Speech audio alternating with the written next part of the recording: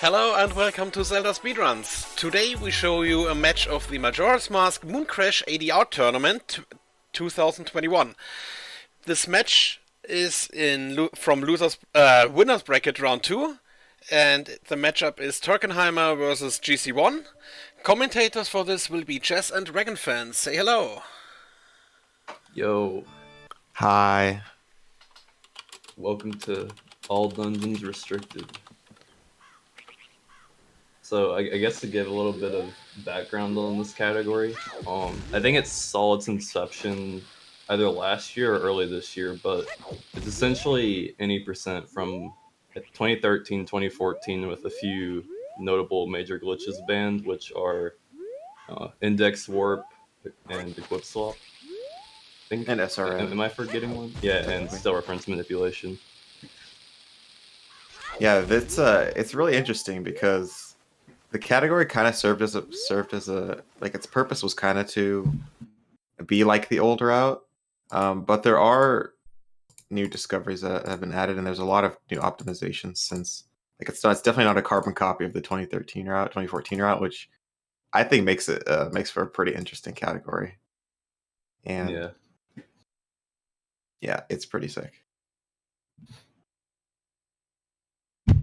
I think the biggest new discovery we're gonna see right before Stone Tower Temple if our runners opt to go for it, but we'll save that for when the time comes.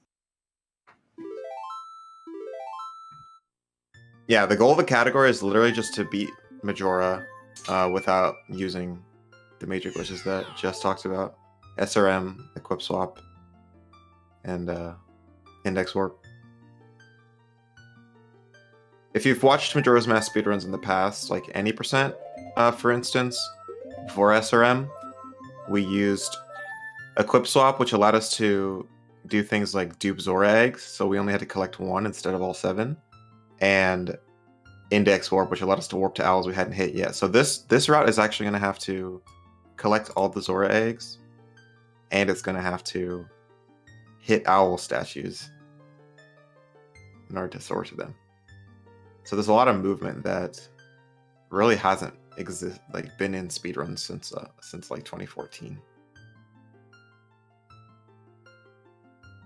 Yeah, if you aren't familiar with MM speedruns though, like the owl statues that are hit in this run are gonna be a bit odd at first, I think. Mm-hmm. Because you don't end up hitting the Clocktown Owl at all in this run. Just probably something you would expect, but there just ends up not being a need for it.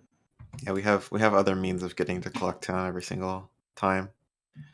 Yeah.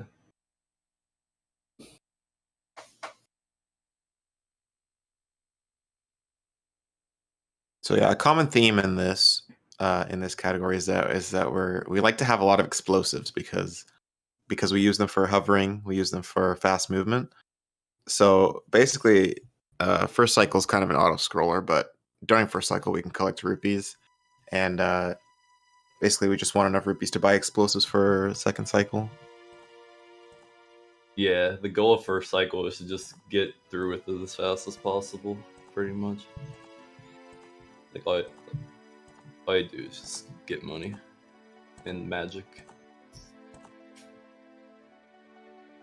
Yeah, first cycle is very boring.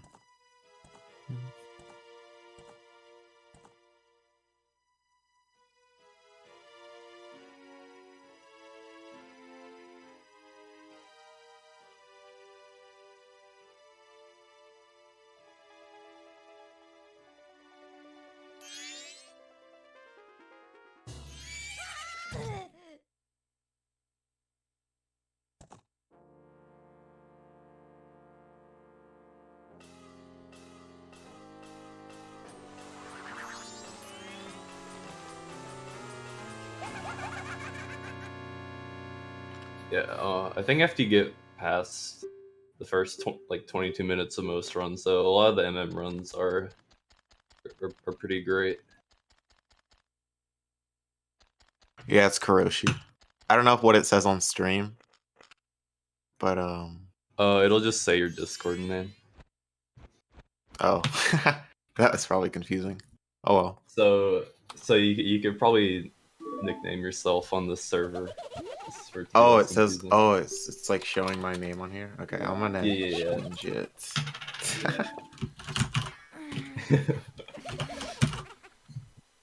That should be less confusing.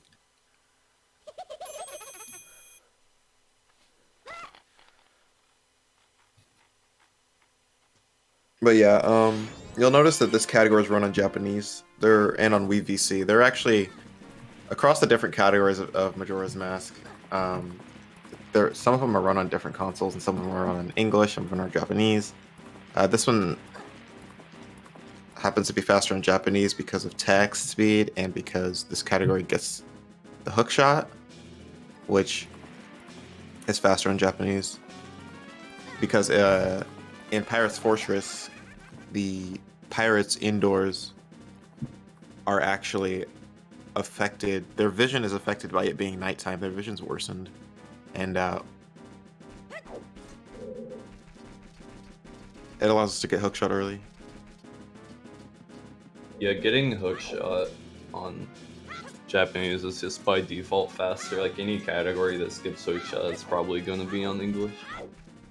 Yeah. Also, like the first bit of tech that we saw is called a quick turnaround, and unlike OOT, when you turn your camera in this game, it takes 5 frames to fully update, I believe. So if you try to turn around and hit target and start holding back, you're gonna like move forward a bit because your camera just isn't completely updated yet, and you end up losing time from that. But if you hit target, flick the direction that you want to turn, and then hit target again, you'll be able to just start moving down immediately. Yeah, backwalking is used a lot in this game, especially during first cycle because we don't have, or during the non-in-game time parts of first cycle because we don't have explosives to move fast. But later in the run, there's a lot less backwalking.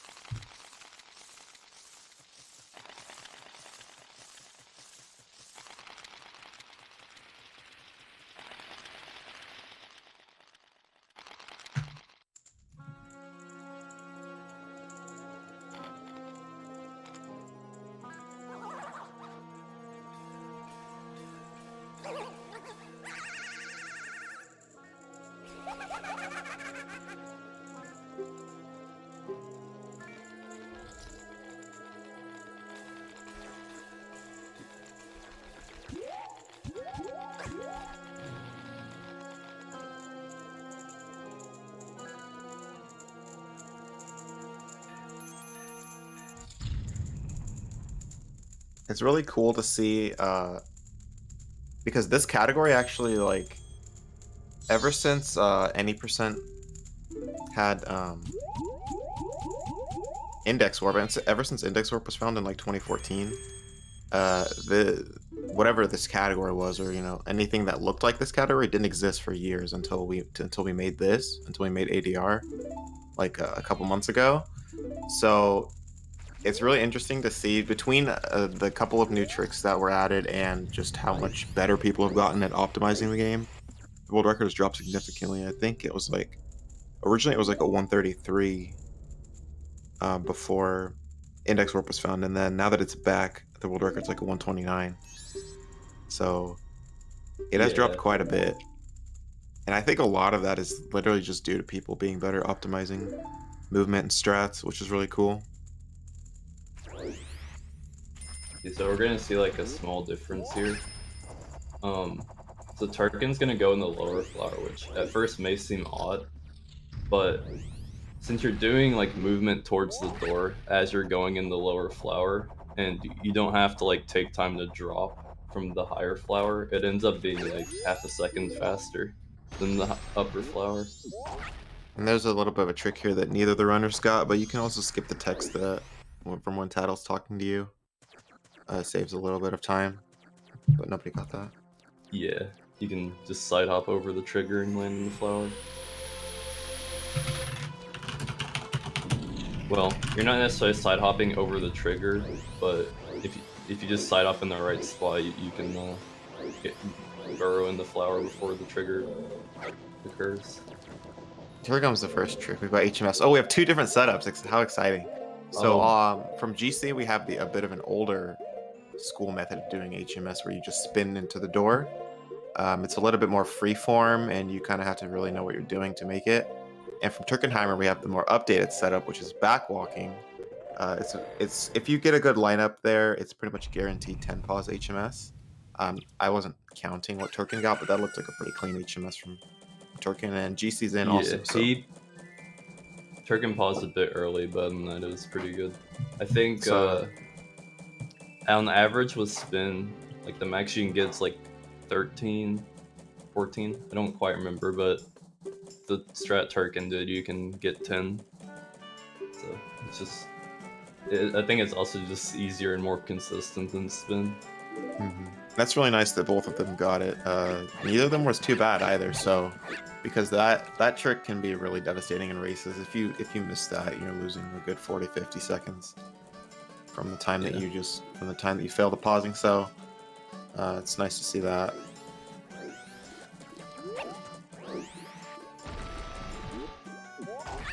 Also, yeah, all that is. Thing in this. You can go ahead. Go ahead. Okay. I was gonna say another thing in this game is, it's pretty much always faster to side hop over like small ledges that you can side hop onto, instead of just like walking up them and getting the little hop.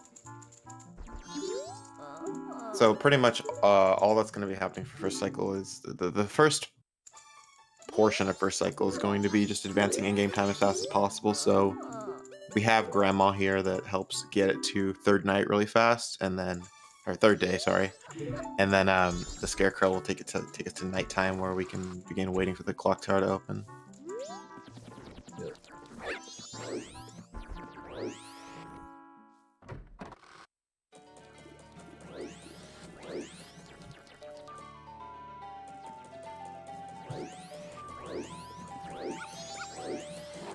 First cycle's it's really interesting because it's just notoriously this boring, like, actionless part of the run that's kind of the same all the time. But like, as a result of that, people like are really itching for time saves, and people like to find very, very minuscule time saves all throughout first cycle, and whenever something is found, like a new movement optimization in the portions that are in-game time based, it's really hype, and people like to go for that kind of stuff. Like, there are a lot of things that save like 1 second or less that are really exciting. It's just because it's first cycle and there's not much to it.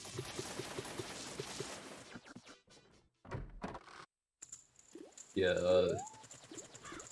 GC and Turken were actually like frame tied for a while until HMS, which put Turken in the lead, but it seemed like GC saved a little bit of time just having a little bit better movement and clock down.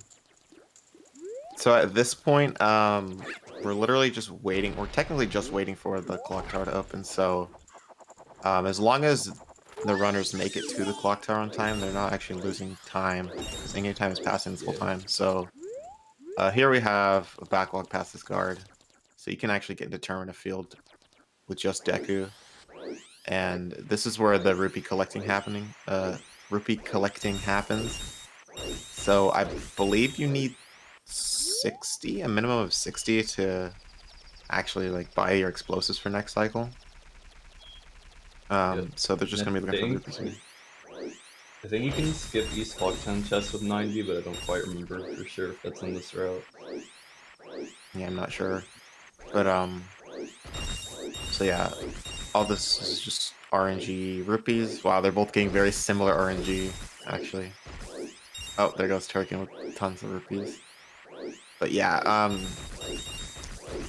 I don't believe that in this route there's any routing differences for the different for the amount of rupees you get, but you do save some time scrolling in the bank if you can get up to 90 as opposed to like 60 or 70, so that's always nice.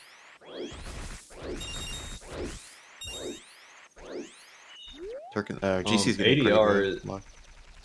to answer a question in chat, ADR is all dungeons restricted, which is the 2013, 2014 any percent category that bans index warp, equip swap, and SRM.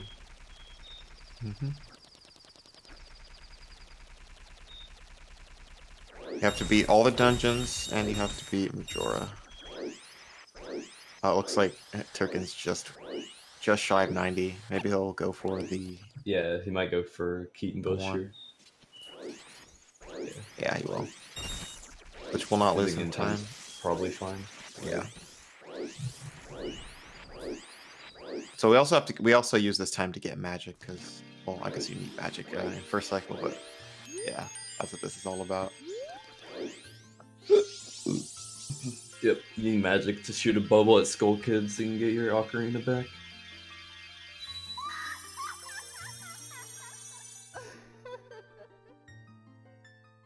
Yeah, like as Kuroshi said, the only thing that like loses you time is being late or just like triggering extra like text boxes and stuff that would pause the in-game time longer. Other than that, you don't lose time. Yeah. But all of this in-game time pausing is 100% mandatory. So now it's really just about depositing the rupees for next cycle and then going up to Clock Tower.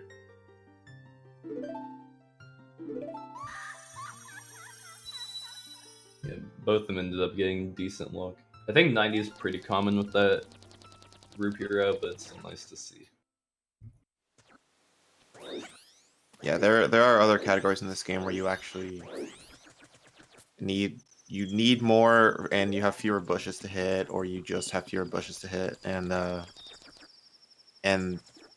you end up resetting if you don't get enough rupees. But in this category, that's pretty much a non-issue, which is awesome. Yeah. Because pretty much all the older like Japanese routes did the same route for rupees on night 3. Yeah. So as you see, GC's plenty early for the Clock Tower. Looks like Turken is probably going to be a little bit late, so he's going to lose actual time. Yeah. But yeah, you end up having to wait when you get here. So we have plenty of time to collect rupees and get magic and all that stuff. So Turken did end up losing time to gain that Keaton Bush, unfortunately. Yeah.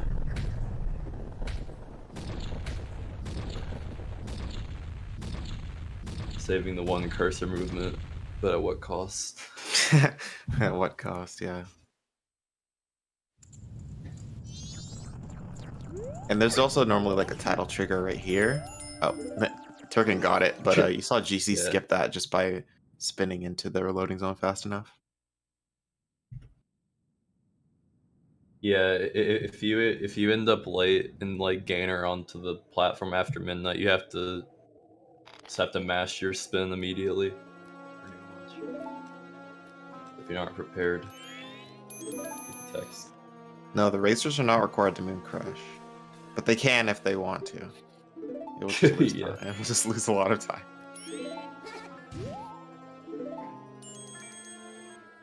Turns out this isn't an ADR tournament. It's the MoonCrash category extension.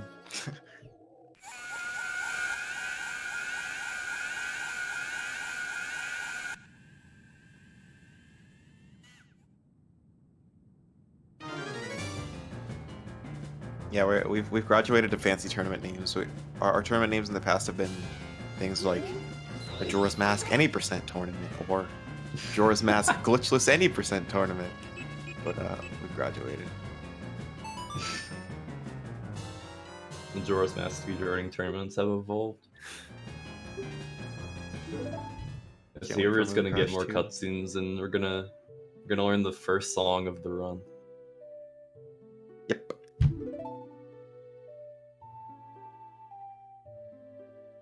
The cutscene onslaught is coming to an end, though. Yeah, Wolf Dash, that's a cool name.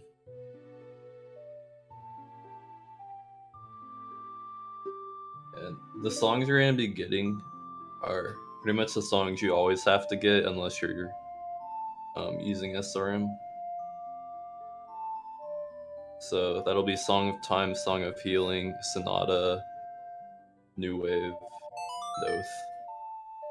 Because normally there's like no other way to get into Woodfall Temple or Great Bay Temple without their respective songs unless you use SRM to get inside.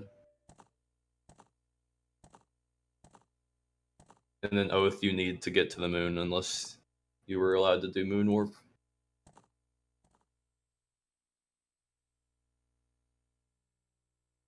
Which is not allowed in this, so we're gonna need those songs. That would be cheating. Alright.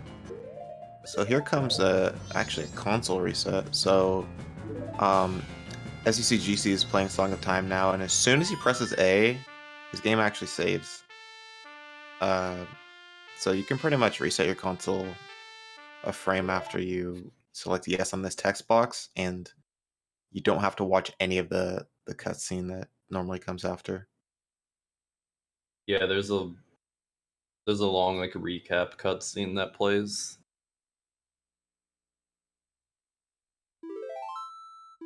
The only fear is if you're trying to be too fast, sometimes you'll accidentally hit reset before you actually hit A. Yep, definitely has happened to So me before. If you're in a race, you probably don't want to try to be cool and first frame reset. Just take it safe. Yeah. It's funny because you can do this on any Song of Time in the game. Actually, it's done later using Song of Time storage as well. But just playing Song of Time normally, you can also reset your console, and it's like almost the exact same speed as just going through the file selects, going through like the little short cutscene that plays on every other Song of Time. I heard that it's actually, whether or not it's faster to reset your console or to just watch the cutscene is actually dependent on the speed of your Wii's resets. And if you have a fast Wii, it might actually be faster to reset your console on just normal Song of Times. Which is pretty interesting. Yeah. Fast Wii might sound like a meme or some conspiracy, but it's an actual thing. Yep. Some Wii's just have faster loads, faster like... Is it like faster resets? Or like faster like startup or something weird like that. Or like file select screen load times. I'm not really sure, but...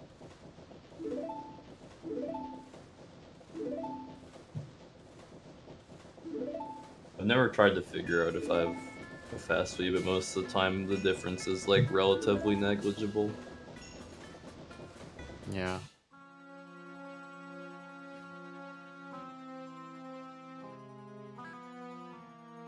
So now we're human. So the cutscene onslaught is coming to an end. And the glitches are going to begin. Yep. It's so yeah, normally explosives. pretty much every single glitched category would normally you would be seeing them do hidden owl right away, but it's gonna kind of be a trip because you just completely skip it because it's banned in this category. So the routing is a little bit different. We just go straight to Great Bay. Start hitting owls.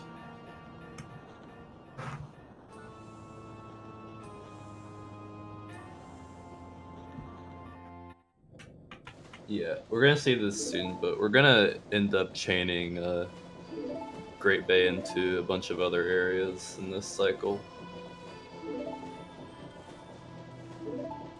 Through the fairy fountain, which like I said, we'll see soon.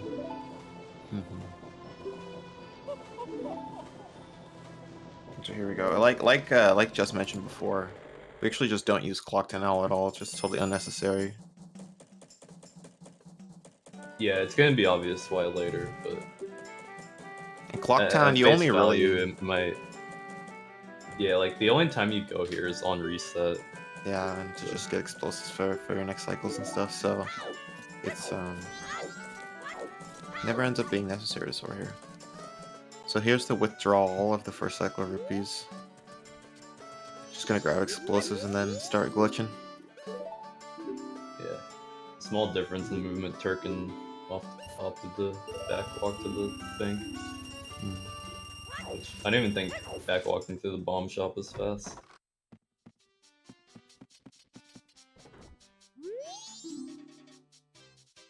Like the general rule is that you want to backwalk over like 4 roll distances or something like that. But sometimes it can vary.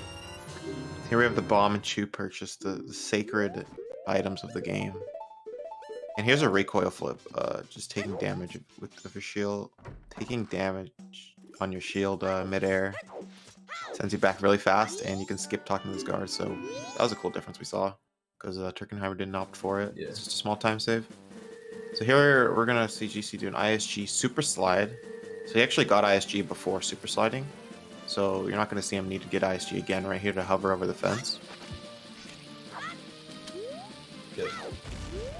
Turkenheimer opting for a Hess. Yep, might be doing an early bomb pull strat here. Already we're seeing all the different strat options you could possibly have here between the two runners. It's pretty neat. Alright, so he doesn't actually... Oh, he didn't do the nice. So he has to... I guess the explanations for these glitches that you just saw that you probably heard before, but ISG is called known as infinite sword glitch, and it's what happens when you do like a crouch stab and you interrupt it with like any interaction, like picking up an explosive, talking to an NPC, talking to a sign, and it puts you in a state where you're infinitely slashing your sword, which is pretty broken. And with that, you can do things like hovering, because to explain this better, if you're like on an edge and you continuously slash, you're not gonna fall off the edge. Like when we're doing the lullaby skip, we're gonna slash to the edge when the wind's blowing and we're not gonna fall. That same concept essentially applies to hovering. When you take damage or when you shield the explosion, your infinite sword slashing is gonna keep you in the air.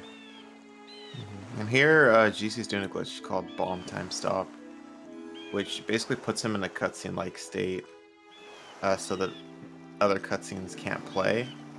And it's like, and as you can see on Turken's stream, this is what happens if you don't do that movement. So he actually got what GC did was he actually got bomb time stop, and then he pushed Mikau to the spot where he would start walking up the beach, and then instead of the cutscene playing, he started walking up the beach, but GC still had control of Link.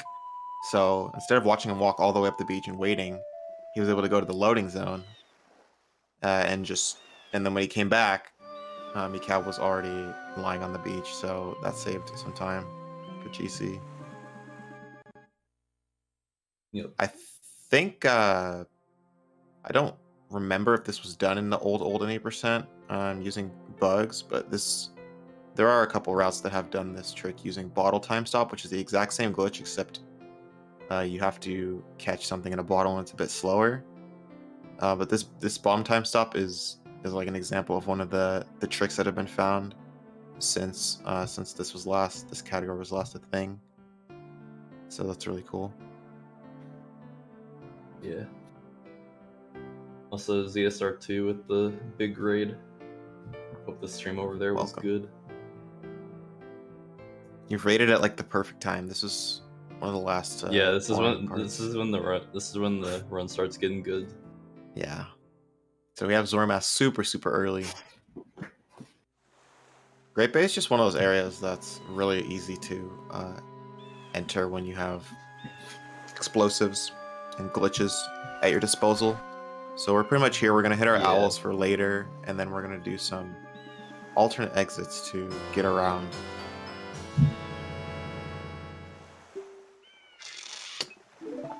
which we can explain in a little bit.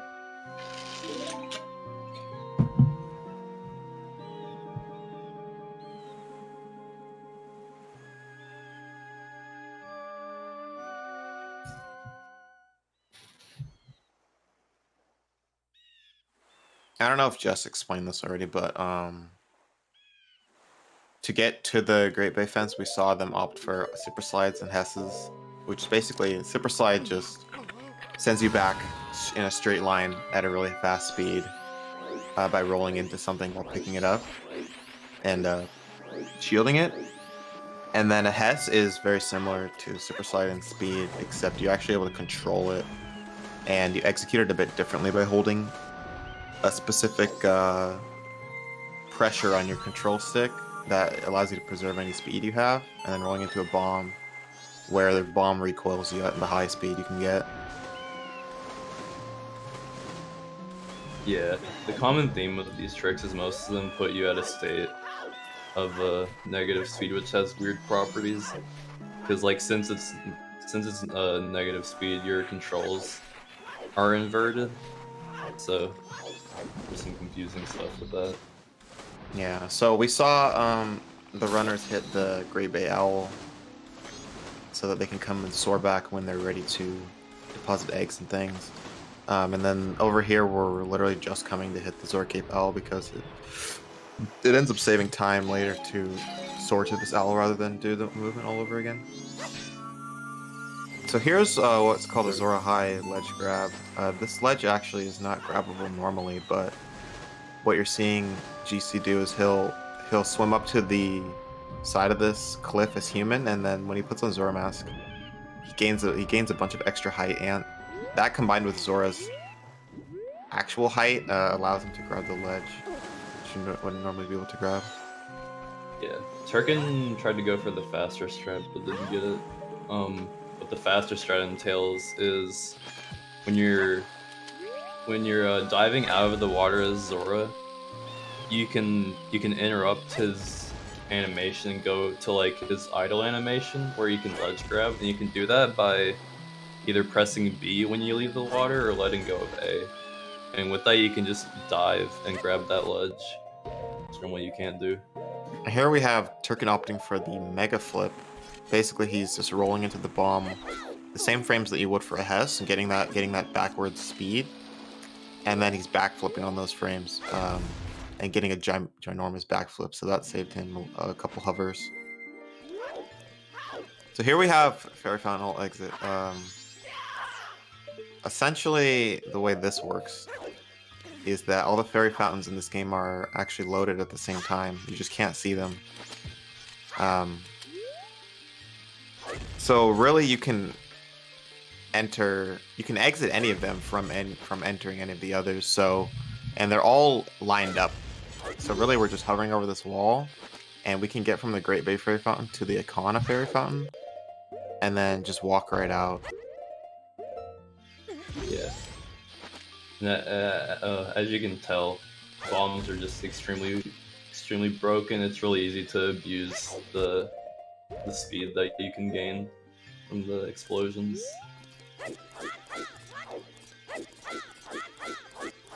There we go. So we GC had not opting for Super Slide to get to that con out, but I imagine Turken will.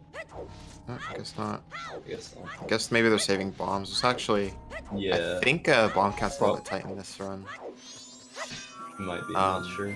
So here we have, so they can hit basically the whole point of that was to come and hit the Ikana Owl so they can soar to it. Yeah. And then take this It's actually path, this shortcut to Swamp. There's actually a faster strat here where you recoil flip off the cliff as Zora, and you get a super swim as Zora, which what a super swim is when you get the negative speed from the recoil flip, when you land in the water, you can keep it by mashing target and the direction that you want to move. Alright, here we get to see Woods of Mystery Hess. This one's pretty cool because you kind of just Hess through all these rooms in here. Turken's going to save a lot of time over GC with that. Oh, we got the unbuffered angle change too. Very nice. Oh, let's I think GC went for a snapper super slide, but he didn't quite get it. So Turkin's gonna save a lot of time with that. Yeah, the snapper slide's a really old strat. Something I just noticed. It looks like GC used all of his bomb chews in Fairy Fountain. Oh, I didn't notice that. So we might be seeing a route difference, or maybe even a Woodfall boss key get. So that'll be interesting.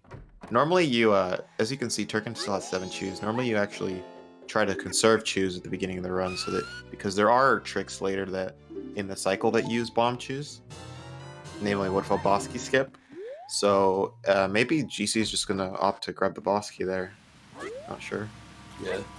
We're also not seeing a super slide or a Hess here from GC. Normally, what Tarkin's gonna do here, you're gonna grab nuts and then pull a bomb, do a Hess until you get to the Octa.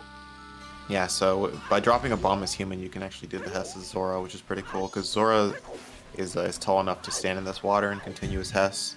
But Turkin kind of messed up there, so we don't get to see the full Hess. I don't think it saves a ton of time. Like if you just don't go for it, it doesn't save a lot of time, but if you go for it and fail, it's pretty bad.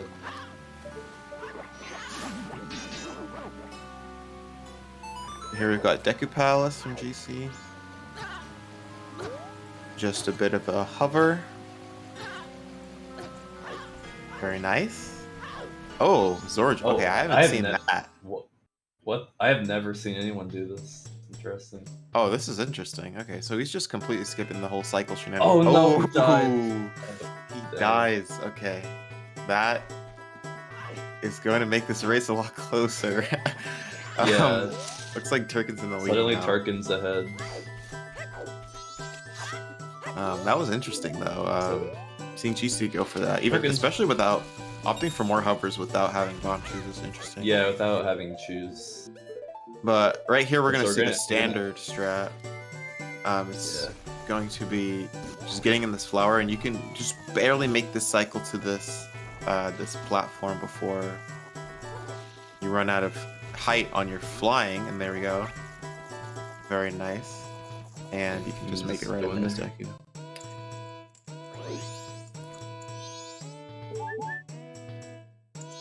And there, you saw Turkenheimer drink the potions, because at some point in the run you have to empty your bottle, and Deku drinks things faster than human, faster than all the forms. So nice little optimization. Very close race now. So yeah, GC had a pretty big lead before that. But yeah, the death was just unfortunate.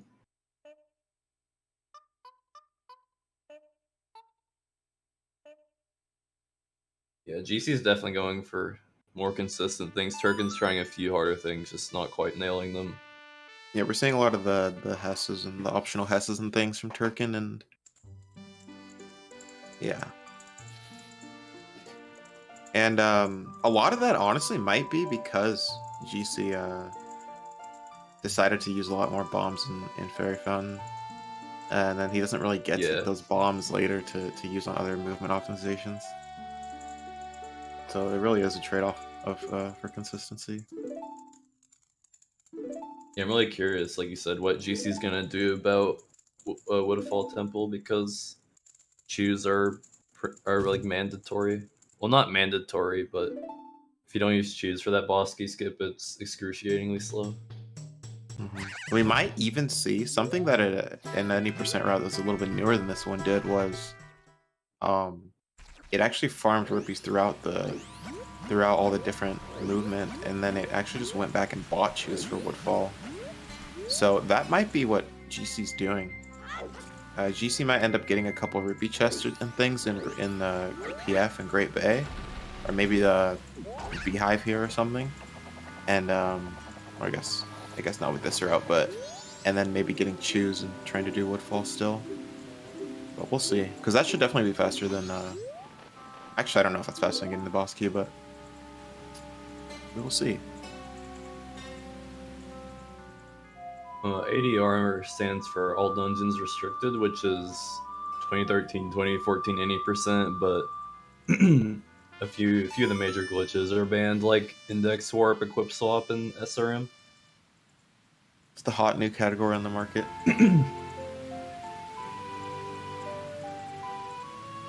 Oh yeah, small optimization that I don't know if either of them did, but when you're putting on the transformation mask for the first time, normally you have to watch like the screaming cutscene in full.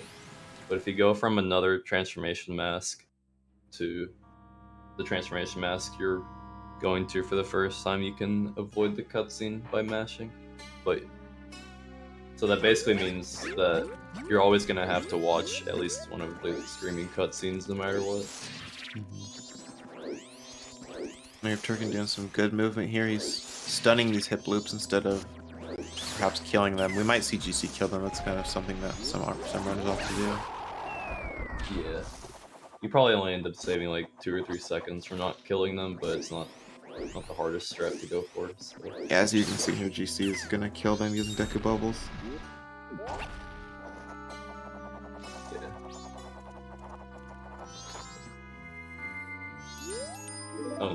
Oh, I guess you need a nut anyway, so... Well, the thing about the nut text is that it's slower as Deku. So and here we have Deku is just unlucky. So right now, Turken, what he's doing is he's emptying his nuts and his sticks because he's gonna do a glitch called bottle duping, which you basically to perform it, you have to have an item that's unusable or like in an unusable state. So what he's doing is he's getting ESS position and then he's pressing his bottle, and he's pressing an unusable item.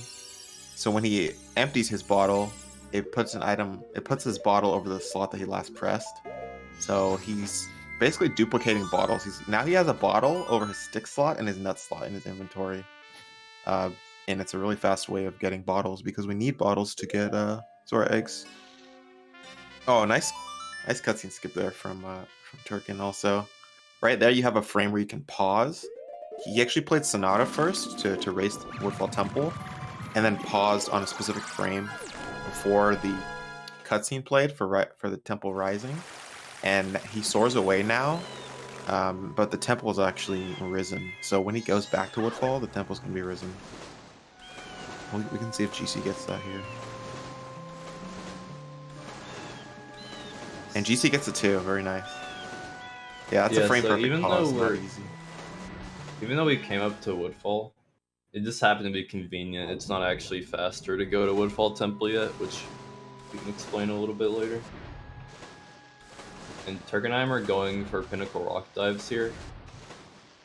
So the path in Pinnacle Rock is like you don't need the Seahorse for it. It's like always a set path, and there are a lot of like visual cues and stuff for it you can use. So I don't remember how much you save from diving in PR, but it's quite a bit if I remember correctly. And GC just barely missing the Pinnacle Rock entrance, so he gets that that night transition. Yeah, there are places in this game where you don't get cutscenes for day and night transitions. Mostly like dungeons, and like Pinnacle Rock doesn't have them. The interior and sewers of Pirates Fortress don't have them. The well doesn't have them. Yeah, MoonCrash is just the name of the tournament. It has nothing to do with the actual goal of the category or the race or anything like that.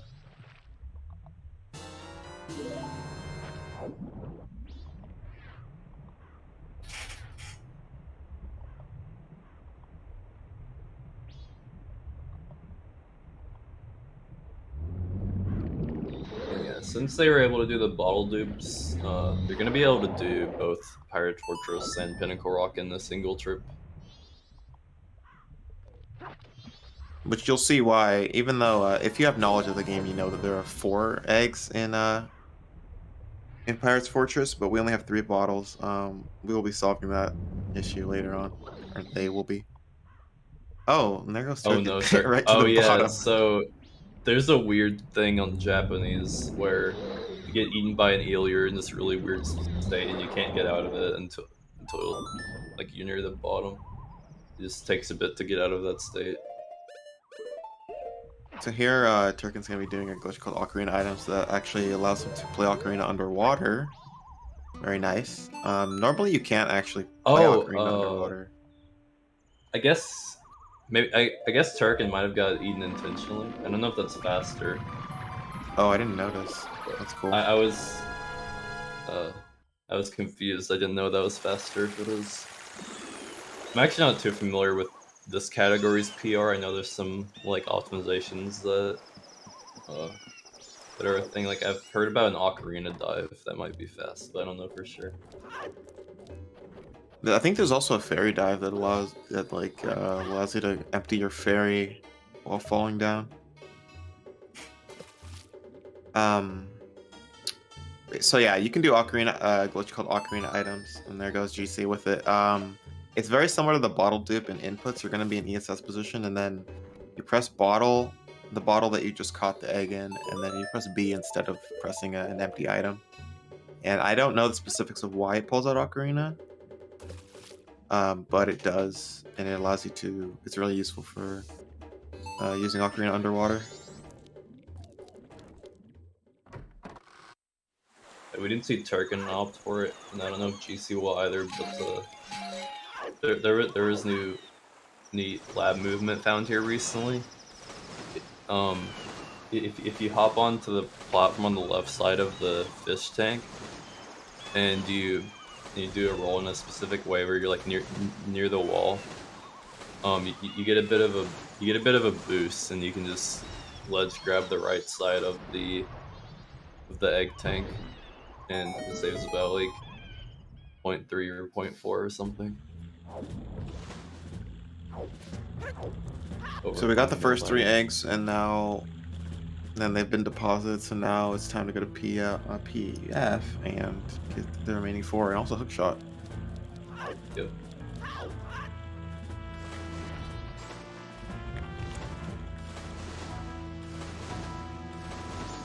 Since you're here to get eggs anyway, there's like no reason to skip the hookshot. Like, and these pirates you could skip it, but yeah, and these pirates suck. So you can actually just do dolphin dives for faster water movement, and they don't see you unless you're like really like directly in their line of sight. We're gonna see a hover here.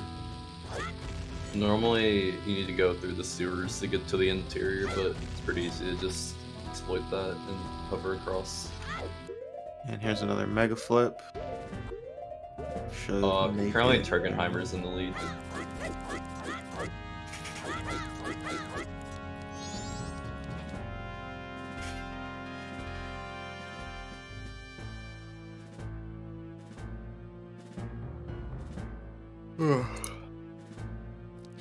Super slide. Oh, a Hess here. Okay. This is a little bit different. Oh, okay. Messed it up. Yeah, I've only ever seen a super slide here. I remember the sausage used to do this like backwalk Hess here.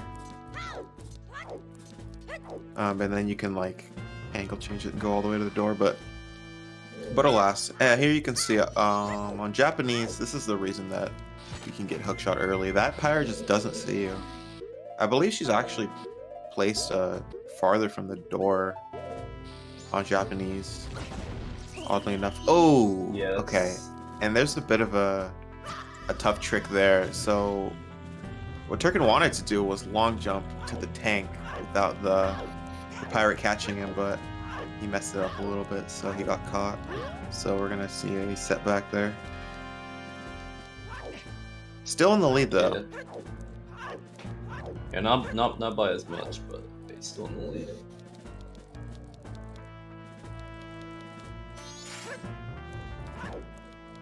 Yeah, I think if you don't want to get... I didn't see how Turken failed it, but I think generally with that trick, to avoid getting caught, you want to do a tap side hop, because like unlike OOT in this game, you can have variable lengths with your side hops and backflips.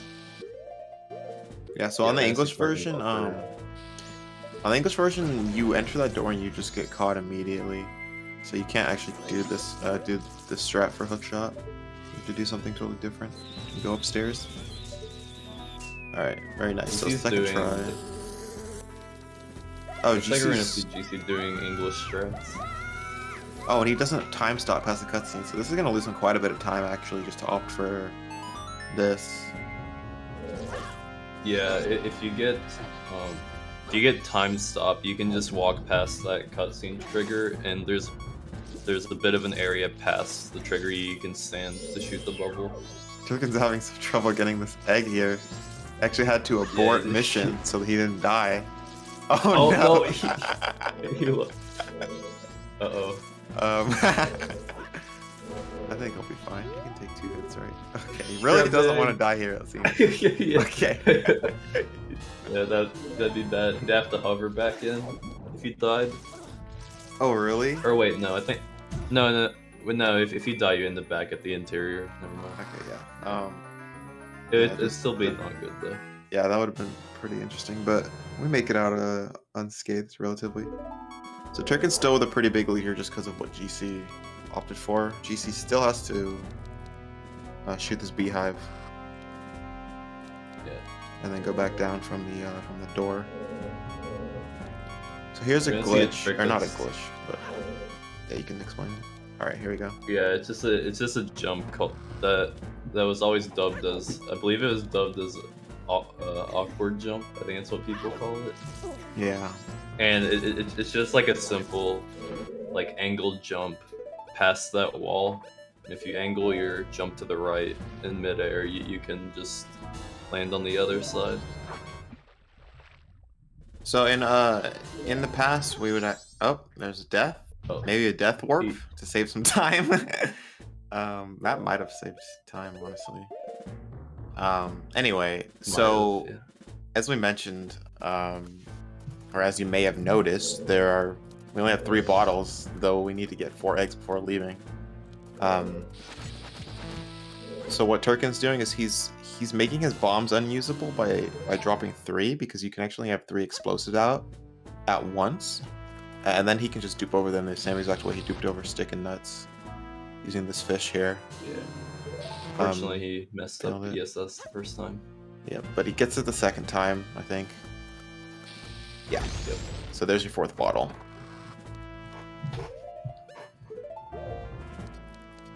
So now Pirate Fortress is no problem for one trip.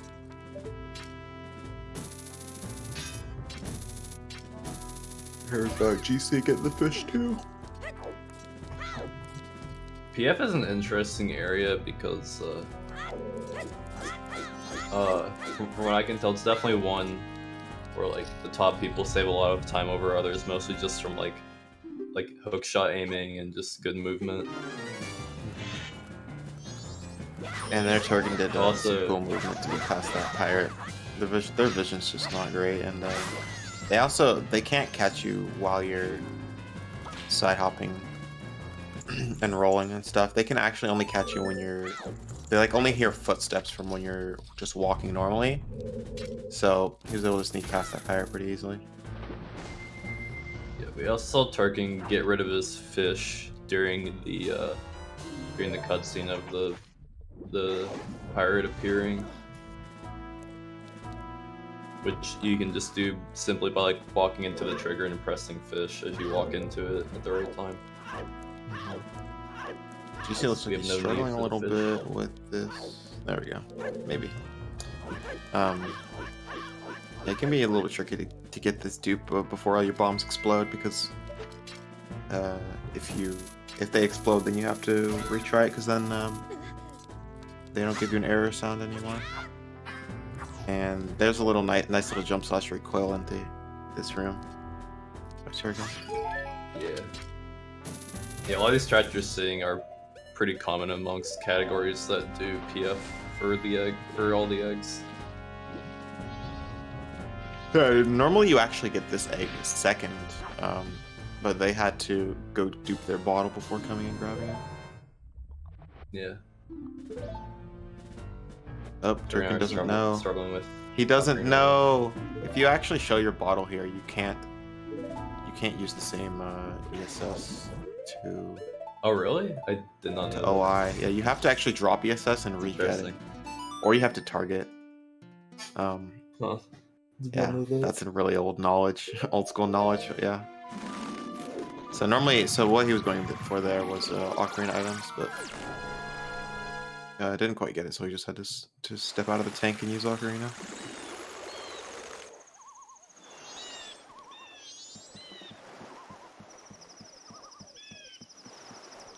And here's a slightly different movement to get past this pirate with some rolls. Yeah, I swear there are like a million ways to get past that pirate. Yeah. Alright. So Turken's depositing the eggs. And then he'll head to Great Bay, straight to Great Bay Temple.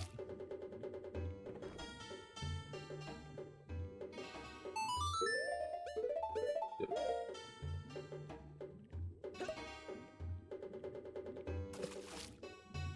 So I guess another thing with the camera that I noticed a little bit with GC and Turkenheimer struggling with a bit is when you're like side hopping or backflipping, normally like if you want to get the direction you want, you have to wait for the camera to turn its 5 frames. But if you side hop in the direction that the camera was like originally in before it fully turned, you can save frames by side hopping in like a weird angle on your stick.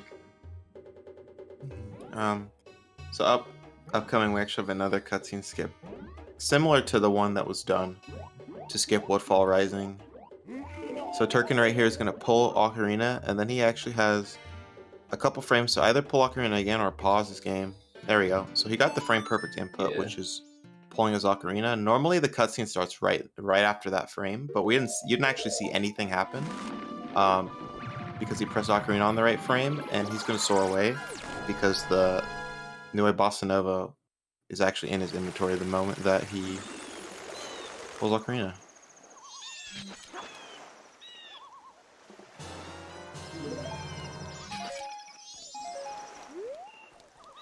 And again, a very similar cutscene skip to what just happened.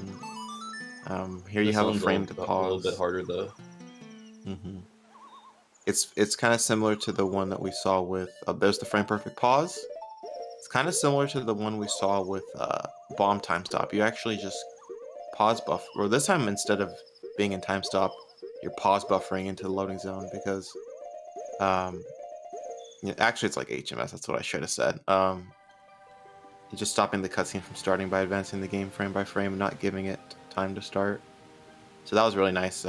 GC hitting 2 frame perfect cutscene skips back to back. Or not GC, sorry, Turkenheimer. Yeah, Turken. I think you can also save a pause on turtle cutscene skip there if you hold up for another frame or something like that. And GC getting the Bossa Nova cutscene skip. So you had another cutscene skip, third in the past like minute. This one's a little bit harder. It requires first requires that you aim very precisely. All right, he gets the aim, so he actually was able to land on the side of the tree where the cutscene trigger doesn't start. So normally you would just immediately initiate the leaving sequence from this turtle, but he actually didn't land in the cutscene trigger with his hook shot. So there we saw bomb time stop again. So now he got into a state where he couldn't actually start cutscenes, and then he went into the trigger for the turtle leaving cutscene. So the next time that so as soon as he cancels time stop, it would play that cutscene and he would depart. But what he did was he waited until he got really, really close to the loading zone, and then he canceled time stop. And then before the cutscene actually started, he entered the loading zone. So instead of playing the cutscene of the pirates flying away and stuff, it acts as if you already watched it, and then it's a lot faster. He just doesn't have to see it. Nice little clip, using a bomb to clip into this wall right here. Yeah. Turken also did an optimization where you slash the torch to get to the edge instead of ledge grabbing, which saves a bit of time. And a recoil flip into Georg's room. Very fast temple. The first temple of the game is just like instantaneous. So I guess another thing to mention is a lot of the optimizations in this category end up early bomb pulls. Early bomb pulls are like essential if you want to go really fast in categories like these. Yeah, because a lot of the time you're just waiting for a bomb timer, theoretically, because a lot of time you're hovering off a bomb, you're hessing off a bomb, so your time save is really just dependent on how early you can pull that bomb to begin with. Yeah. How much movement Like you can Turken do had while a the good- bomb is out. Yeah, Turken had a good VK skip, but the only thing is he did a strat where he pulls the bomb like pretty late in the last few seconds from that. Yeah, played it pretty safe there. So here you can kind of stun lock Georg by having him. Oh, okay. Turken doesn't quite get it, but you can just have him run in directly into the side of the platform and just kind of get him stuck there. Maybe we'll see. We saw one iteration of it right there. Yeah. He just gets stuck and you just destroy him.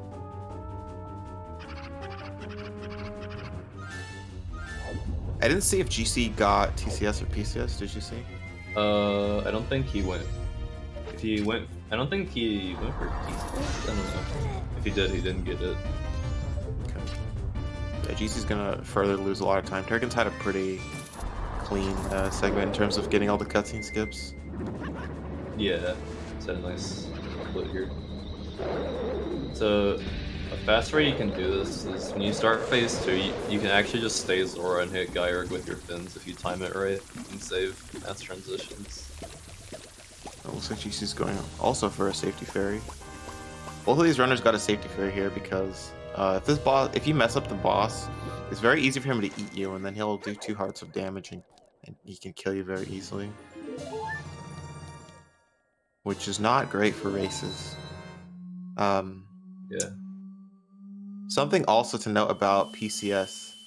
You saw Turken use bomb time stop for it. A long time ago, before bomb time stop was discovered, you actually had to use a fairy for that cutscene skip, and basically what you had to do was you had to bring the pot with the fairy in it over to the place where you hookshot the tree, and then throw the pot, then hookshot the tree, and then pray that the fairy actually flies close enough to you for you to catch it and do time stop off it. So it was like a very RNG heavy cutscene skip, and it was a lot slower, and it was just a huge pain. So the fact that that was the optimization, that strat was found, is really nice for this category. Yeah.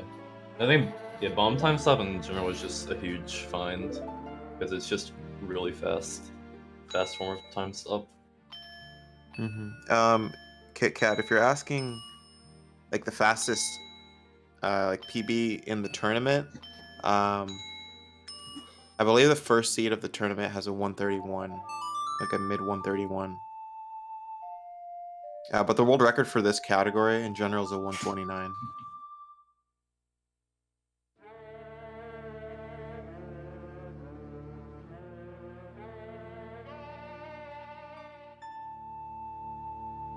It looks like GC's having some trouble with Georg as well. Not really a clean stun lock, but he gets the second one.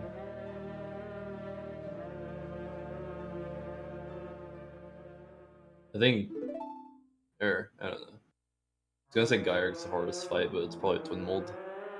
Oh, gets eaten there. Oh, we got eaten. This is why we grab the fairy, or this is why they opted for the fairy, because if that happens, if this fight goes haywire quickly, you can die very easily. So I mentioned before that GC maybe was gonna opt to get rupees and stuff, but he didn't farm any. He didn't get any chests, so looks like. So we still really don't know what he's doing. He's maybe just gonna get the boss key in Woodfall. So now here Turken's gonna soar straight to Woodfall and clear Woodfall Temple.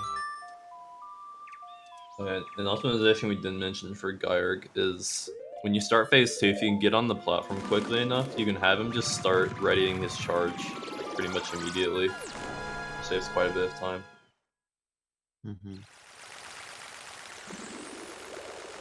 Yeah, so there are a few reasons why we saved Woodfall for now. One of them was because hookshot makes it a bit faster, and also we're not going to watch the tattle apology cutscene.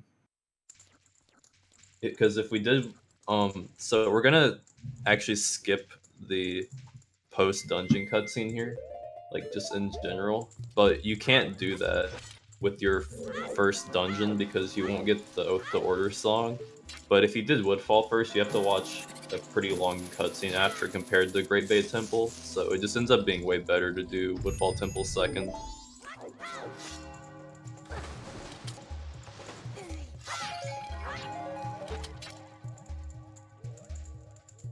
So yeah, hookshot's pretty nice for that first room, and then also right here, you don't have to hover across this gap.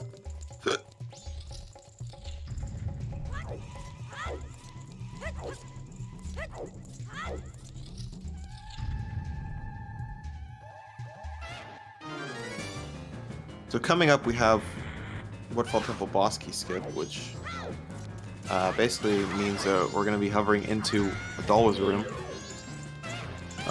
with the out of bounds trick.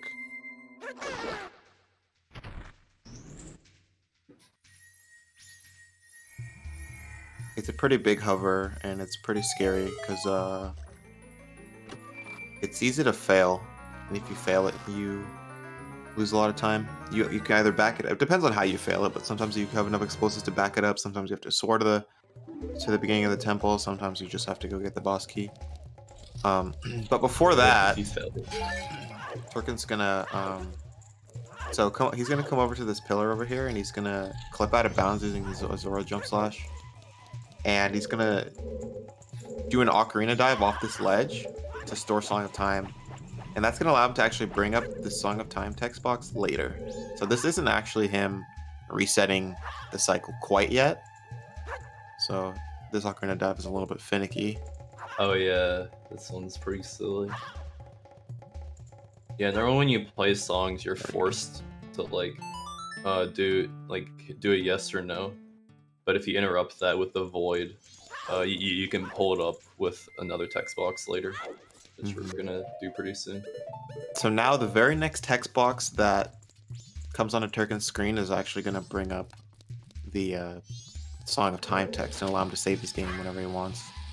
So here is a bit of a hover, and he's untargeting off of a bomb chew, which is going to allow him to put on Zora mask and grab this ledge. And then here's a ledge clip, which is just targeting this wall and falling through on the same frame to allow you to just clip out of bounds. Nice. And then here's the hover out of bounds to try to get to a Dolwa's loading zone. Lots of mega flips, lots of things that are just very easy to fail here. If you don't, you need the right combination of height, distance, everything, or else you just miss the loading zone entirely. Yeah, this is similar to the fairy fountains in that all of the collision and loading zones are still on the map, even though they aren't loaded.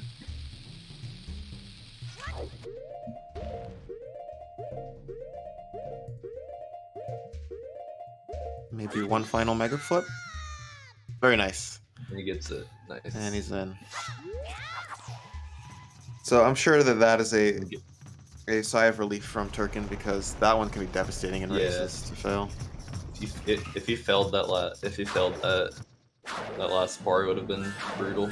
He would have all of a sudden been behind. Yeah. So Adele was kind of a joke here. Things we can mention. Jess, you can mention power crouch stabbing.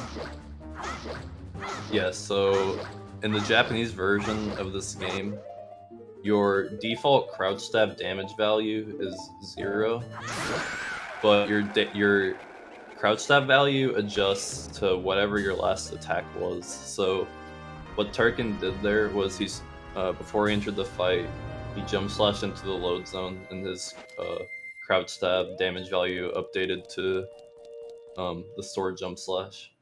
And it also kind of applies the properties of that specified weapon, because sticks don't work on Odawa, but if you store a stick jump slash, that also won't work on Odawa. So it's also yes, you can do a crouch stab with 0 damage. If you just enter a loading zone, don't do any attacks. because your default damage is 0, your crouch steps just do nothing to anything. It was a pretty silly oversight on the developer's part, but it was patched that in is English. Though. Yes, in English it's patched. Oh yeah, since we were explaining that, in the meantime we saw Turken pull up his Song of Time storage before he killed Odawa. That's important because in areas where time is stopped, if you try to pull up Song of Time, it's gonna say like the notes echoed far but nothing happened, because after you kill the boss, the time stops. So you have to make sure to pull it up earlier. And what he did was he grabbed the boss remains, which, like most things in this game, when you grab them, you have them immediately in your inventory.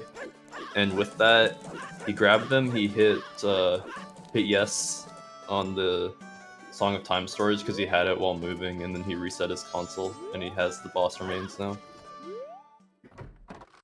Yep.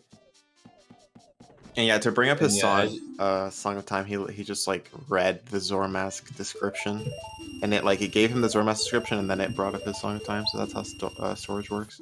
And there, Turken did a glitch called trick called 2 for 1, which allows him to buy 2 sets of chews with fewer than enough rupees, because as his rupees are counting down, it's actually like a live rupee count. So if you mash fast enough, or if you buy the chews fast enough, you can actually get 80 rupees worth of chews for only 69.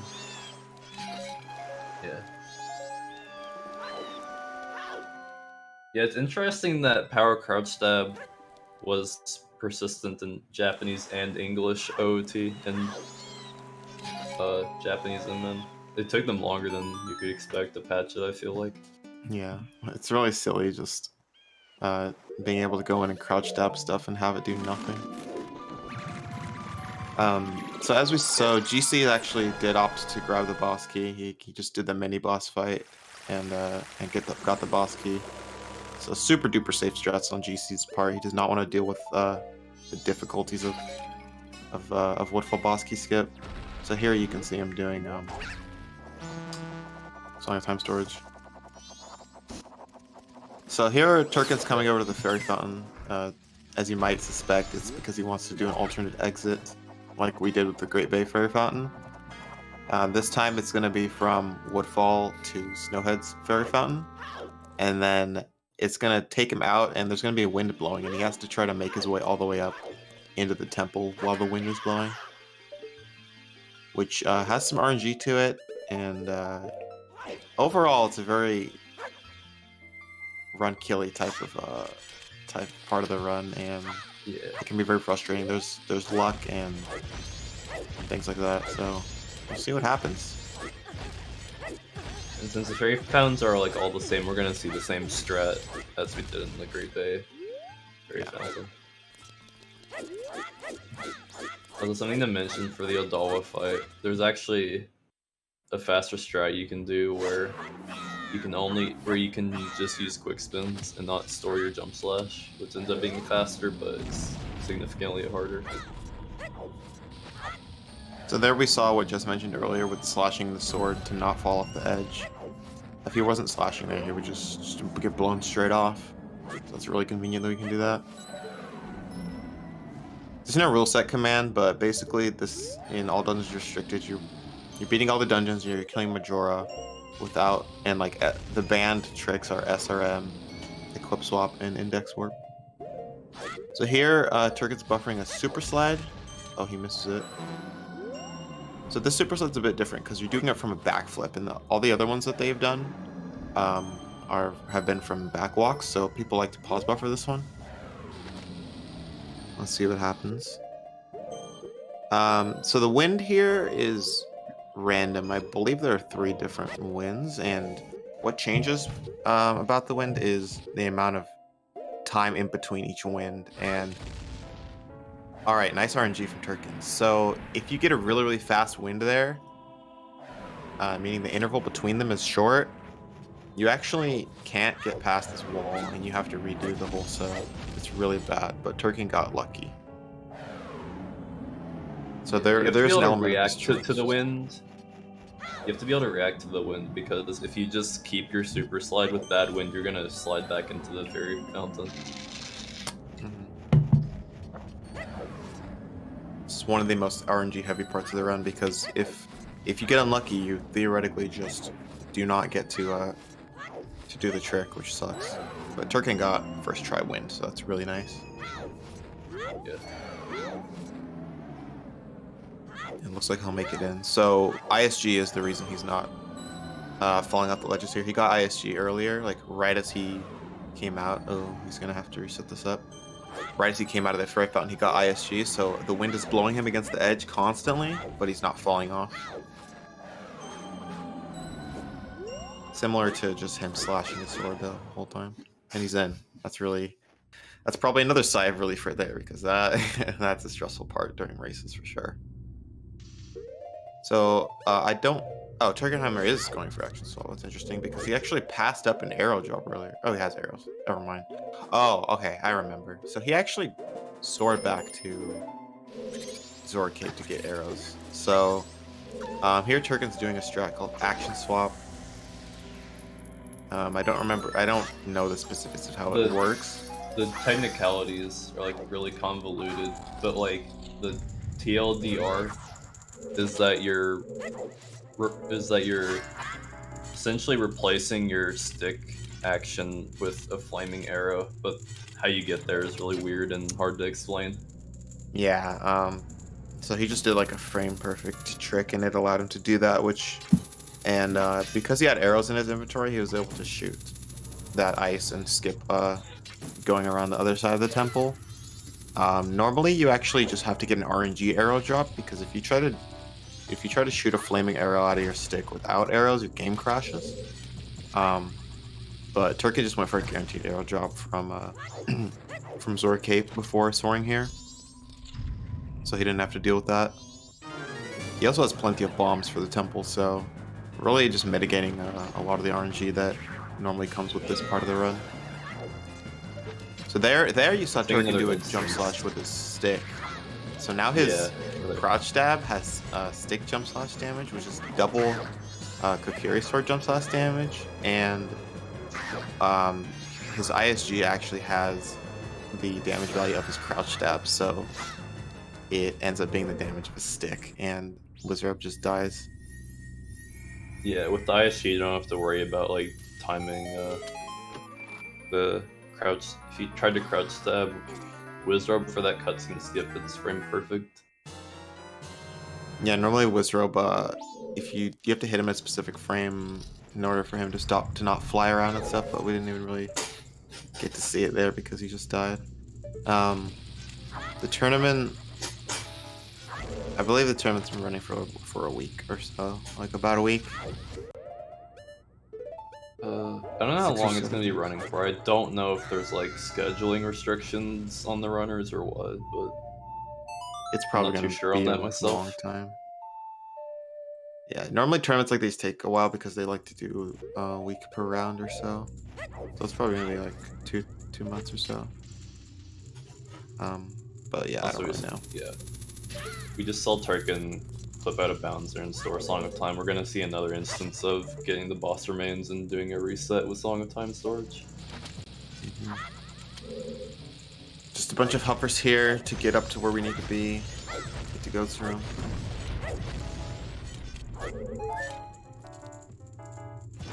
Yeah, you actually have a nice angle there to blow up both of the snowballs with a single chew. Oh, a little bit skip coming up for GC. Hopefully it goes well. This trick is definitely known for ruining races, that's for sure. Yeah. Oh wow, GC opting for a long jump to this pillar. I've never seen this. I've seen it from to the right pillar. I've never seen it from the right ledge onto the left pillar. That's interesting. And there was Turken did a recoil flip to clip into the wall right by the boss door and then jump slash right in. Very nice. Yeah. Also, welcome Raiders from Scorpio's final gambit.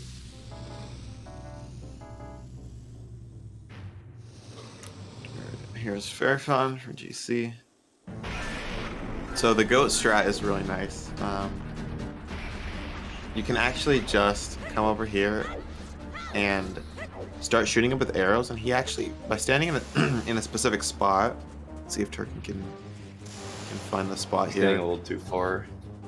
Yeah, by standing in a specific spot, Goat actually just sits there. He doesn't move, but you're still far enough forward that you can shoot him with arrows. So Turken's just gonna shoot him with arrows here, and he's not gonna move. And he side hops to reset the timer. Because after Goat sits for a while, he actually does start running. Very nice. So Goat is time. Yeah, you can time your last arrow shot for when he starts running at you, because then he'll end up dying right next to you. Yeah, and then you saw again, he he pulled up Song of Storage using a text from the pause screen right before killing Goat, similar to a Dola. And then right here, there he's saving, and he's resetting his console to skip all the nonsense. Oh no, GC got a ground jump. He's gonna have to store ISG again. Wait, did he? Yeah. Yeah, he did. It looks like GC's struggling to get the super slide. Oh. Yeah, so that's another small two thing tempos down for, or 3 for Turken. Yeah. Now we're gonna go to STT, the final dungeon. So another like small thing with Goat is like an optimization is you want to do as few side hops as possible, and also you want your last cycle of arrows to be enough arrows where you don't have to like wait to shoot your last one for when he starts running. So ideally your last cycle you shoot 10 or 11 arrows. I didn't see how GC got so many bombs, but thankfully he has a lot more bombs than you would normally have at this point, so this isn't as devastating as it could be, because running out of bombs here is really easy if you start messing up. Oh! I think after he went to the bomb shop, he went to Terminal Field and farmed bombs. That makes sense. So here we have Turken actually going to Milk Road. This is like the biggest new discovery since this category was last known as any percent years ago. So he's actually going to be... Oh, he's hitting Milk Road out just in case he messes up the trick. That's actually a pretty good backup. So there's a strat called... I'm not super duper caught up with it. Hook shot. What's it? Remote hook shot? Is that what it's called? Yeah, remote hook shot. Yeah, there's a trick called remote hook shot. If you want to explain that, you probably can explain it better than I can. I'm actually not too caught up with the details myself either. Yeah, just know that this milk is going to come in handy for climbing Stone Tower in a very perhaps unexpected way. If you've never seen this category before, or you haven't watched Majora's Mask recently, you're in for a surprise. Back in the day, this category would have to hover up Stone Tower using bombs and shoes and do a bunch of very laggy mega flips and things like that. But here we saw that Turken didn't even have to go to the bomb shop, period, so things are very different. And here's another Hess. Oh, he nails this one. Oh, just I wonder what's faster here. I've seen people hook shotting. Oh yeah, I guess you Hess up to the tree. Then hook shot it. I think he was maybe gonna like go for a tight angle and then do like some unbuffed changes to get in here. Yeah. CC really struggling with this super slide though. This is basically exactly as devastating as this trick can be. Sometimes you'll get bad RNG and sometimes you just kind of can't do the super slide very well, and GC just continuously is rolling early on this, so he's getting a ground jump. He's resetting his console now because he's gonna want to come back with explosives. Really unfortunate there to run out of all of his bombs. Turken's gonna play this really safe and kill the Beamos. Yep. Or maybe also once a bomb drop. So yeah, I really wish I could explain this trick better, but I just haven't been around enough recently. I haven't done my research on it either. But all I know is that like interrupting your hook shot with like drinking the milk just does things. But yeah. a weird trick. Yeah, I don't Turken's even- doing it in a weird way I've never seen before, but So this is kind of similar to hookshot jump from OT, where you're just hookshotting something really high up and you just fly past where you would normally grab on, and he shoots all the way up Stone Tower and he's in. yeah.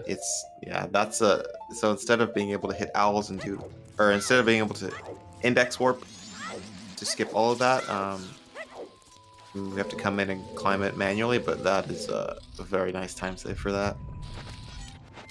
Yep. I'm gonna have to So do here my we have a research clip on- through the block, just like a long jump. Yeah.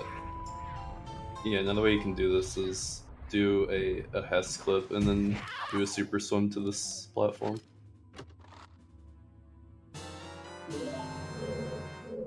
So Turken, this temple, like Snowhead, it's gonna be a lot. There's actually gonna be stuff you do as opposed to like Woodfall and Great Bay. You have to actually get this key so you can come in this way to get to Light Arrows. A lot more movement in this temple, and a lot of tricks as well. So here we have our first instance of a weird shot. You can actually roll into the bomb on the same exact frames that you do the Hesses on, and if you pull your hook shot on the same frame, oh, my stream is doing weird things. It like displaces your camera, and you can, depending on the frame that you release target, you actually have a totally different camera, and you can hook shot from that camera, and that's what allows him to just be on the other side of the wall and hook shot the crate. Skip having to shoot this with a light arrow or use a mirror shield or whatever. And here he's farming. Looks like Turken's gonna farm some safety bombs. These Nejirons can drop bombs at like a 9/16 chance. So it looks like he's just gonna go for one of them. And then another weird shot here. Right through the wall. Yeah, the game really doesn't like when you're like rolling up and hitting those specific bomb frames, because it gives Link really weird like animations and stuff, and I think because of that you can get animations that the game just can't register or load, so the game just crashes. That was a really weird way to do that Girl Master hit. Kind of scary. Hopefully we don't get a death. Please don't. Okay. Okay. No death. So Turken's setting up his health for a death warp here. Because really we're just coming here we're really only here to get light arrows, and then we're just gonna leave and invert the temple. So the alternative, so you know, well, the one way to do that would be to just soar out of here, but you can actually die, and it also takes you back to the beginning of the temple, and it saves a lot of time over soaring out. And does he get the fast death orb? He does. So there he actually he died soon enough after getting light arrows that the light arrows, like the jingle was still playing just barely, and it actually skipped the jingle of dying, and it made him die really, really fast. Yeah, the dying jingle wastes like 4 or 5 seconds. The tough thing about the light arrow one is, since the text is so long, you only have you have to wait pretty long before the bomb explodes before you open the light arrow's chest. Like I think you have like 3 frames or something. Yeah, and then there was a strat called extended bow or bow clip that allows you to. It just gives you a little bit more like forward distance on like a projectile, a first-person aiming, and it actually allows you to just shoot through walls. So he was able to shoot the gem there through the wall and invert the temple. That's another optimization, or another completely new trick that was found since this was the last any percent, because we used to have to weird shot there. So it saves a lot of time, it saves explosives as well. Here's an ocarina dive with human. If you slash off the edge in a specific way and then press ocarina on the right frame, you just dive off the edge. Similar to what was done with Zora in Woodfall. If we can get it, there we go. So he stored Song of Time there yet again. You have to play Song of Time kind of fast there because the void is pretty close here. Yeah. So the objective now is to get to Twin Mold's room, and we're gonna do another boss key skip. Oh, what is this? Okay, a little bit of a setup there. So this is the roll clip method of clipping through the block, as opposed to the long jump that we did for Stone Tower Temple, and then a recoil flip in these updrafts. Very nice. And then yet another recoil flip over to here, to where Igor is at. Gonna pause buffer that for safety. Yeah, this one's kind of precise. Oh, it looks like GC actually is getting up the ramp. Finally, that's. Hopefully, he can make it into the temple here. And there's Igor dead. Yeah, the thing about that Hess clip is like all the fast strats for it require specific notches, which can vary quite a bit. So Turken did a notchless strat. Yeah, it's one of the few things where there's actually like controller dependent things, which is kind of annoying, but people have made, like the one that Turken did, people have made strats that are kind of notch independent, which is really nice. And here's a weird shot again. This time he releases L on a different releases target on a different frame, and it gives him a camera that's like straight down instead of like forward. So that allows us to use the weird shot in different ways. Yeah, and the purpose of that weird shot was so we could get some arrows and bombs and magic and stuff. It doesn't really need the bombs, but mostly the magic. Here's a recoil flip and a slope clip through the door. Yeah. Technically speaking, that slope clip is pretty precise, but with the setup we have, it's pretty consistent. Yeah. Really, it's a really nice setup, just being able to slash the wall like that. So it looks like GC is not opting for the action swap route of Snowhead, so we get to see a bit of a difference here. Instead of melting the ice, he actually goes on the right side and just goes to the bridge room and weird shots here. But you end up right here, which is where you would be after doing the precise torch hook shot that Turken did. I'm gonna see Twin Mold from Turken, which is arguably the hardest boss fight in this category. Yeah, for Twin Mold, we're using arrows. It's really the best way to fight him. We don't have Giant's Mask or anything like that. So the way this boss works, in terms of the arrows that we're using, so you have normal arrows, which do 2 damage when you hit his tail, and then you have light arrows, which do double damage. And then if you use arrows that are opposite color of Twin Mold, the Twin Mold that you're shooting, they do triple damage. So you can kill red very quickly, or kill blue very quickly with the fire arrows. And then because we don't have ice arrows, we opt for the next best thing on a red, which is going to be light arrows. Yeah. You could go light arrows or normal arrows on red. I think some people prefer normal arrows, but I think a lot of people are gonna opt for light arrows. Yeah, definitely safer. Pretty nice Twin Mold so far. Turken's just gonna need to remember to bring up Sonic Storage before he kills Twin Mold. And that'll be a wrap on that. Yeah, so with light arrows, red would take 5 hits, and then with, I believe it's 5, and then with normal it's 10. Oh, I missed that shot. So here we have GC getting fire arrows, Turken finishing Twin Mold. GC lost tons and tons of time on that lullaby skip. It was unfortunate, but that's kind of, if you're going to lose a lot of time on one part of the run, it's going to be lullaby skip. Yeah. So hopefully the rest of the run goes smoother for him. So yet again, we have just getting remains, pressing yes, saving the game, resetting console.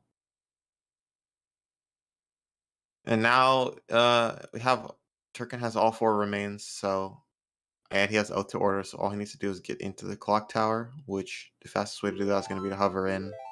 So really all he's going to do is go out to Termina Field, get explosives, and hover in. Unfortunately, there is a bit of mandatory RNG here. Yeah, this is just the purest RNG in the entire game. Basically, it's like you get this. I don't know,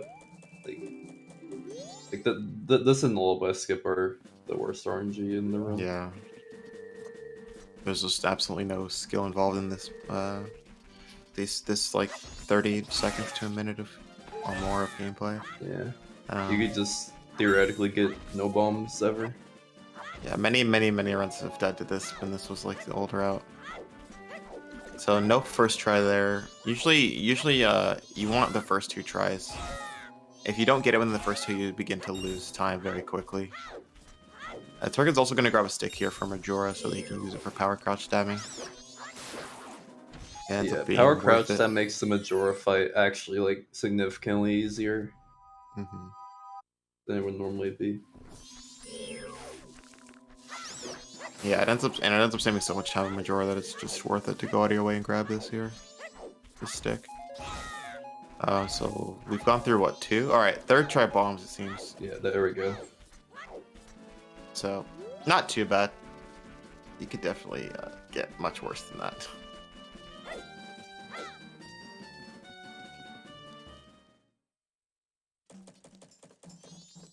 So this strat is pretty fancy for those who haven't seen it. He's actually grabbing the dog here, and you'll see why in like 10 seconds. So first off, he's gonna get ISG off the dog. So there's like the only instance of us not getting it off of a bomb. It looks like we're buffering some hovers. And then here he targets the dog, which allows him to change Link's angle mid-hover, because normally you're actually locked into targeting, and when you're targeting you can't just freely change your angles like that. So being able to target the dog actually unlocks your camera and allows him to turn around and hover in. So yeah, there's that. That's correct. You said like during Woodfall BK skip we saw a similar thing when getting on the pillar. And then there's Goat for GC.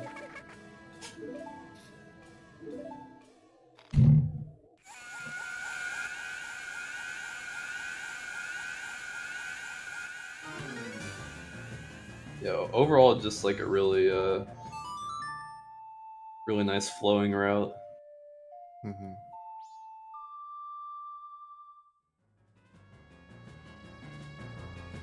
Yeah, I think both these runners did pretty well. It's just unfortunate GC got destroyed by the lullaby skip.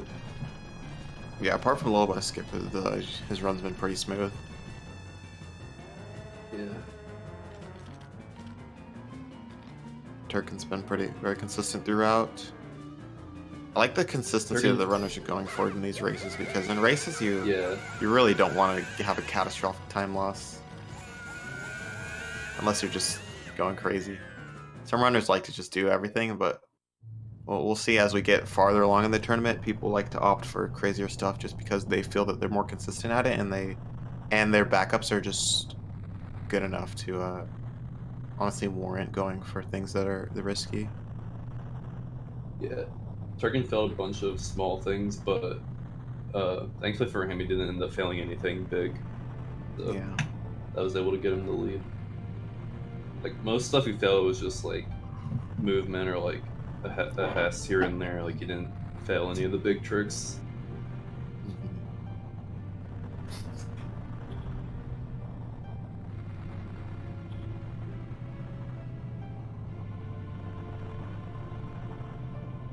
See, 2 for 1 from GC. Nice. Yeah, both the runners are on PB pace, which is pretty awesome.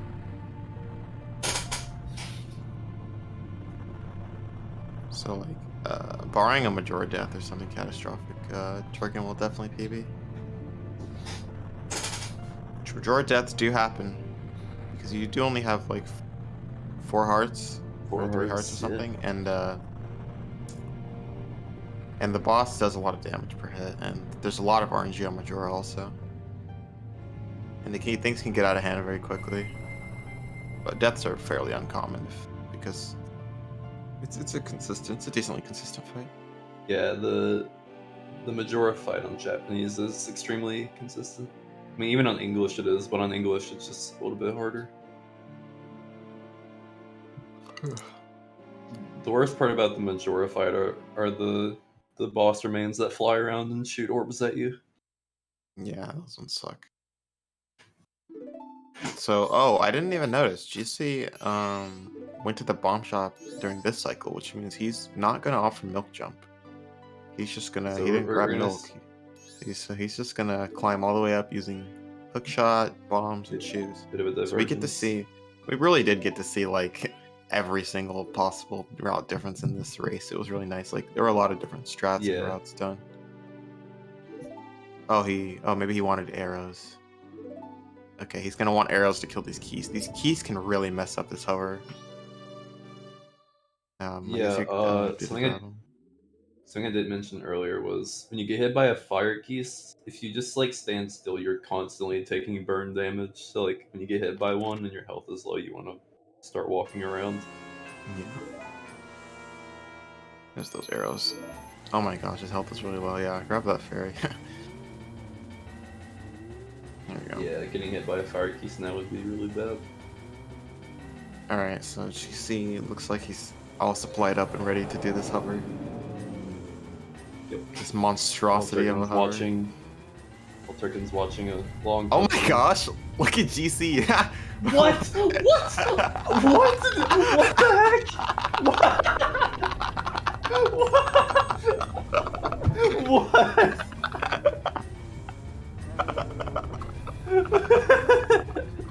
I've never seen that.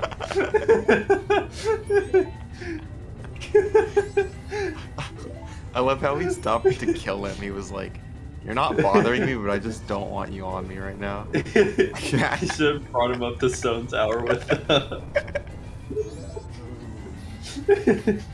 That was interesting. When I saw that Quake coming, I was like, "What?" I was like, "That was really gonna happen." Kipto boy got left behind. Man.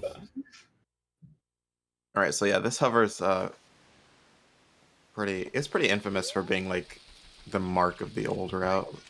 So it's interesting. It's cool that we get to see it here. There are a lot of mega flips in this one. Yeah. All right, there we got the super slide from Turken. Now entering the Majora fight. Yeah. Even though the hover up here is really slow, getting the milk takes time, and also if you do the hover up here, you can actually do inverted Stone Tower Temple a bit faster. Yeah, we'll see if GC opts for that. That'd be really neat to see. Yeah. If not, then he'll maybe just use all his shoes on this.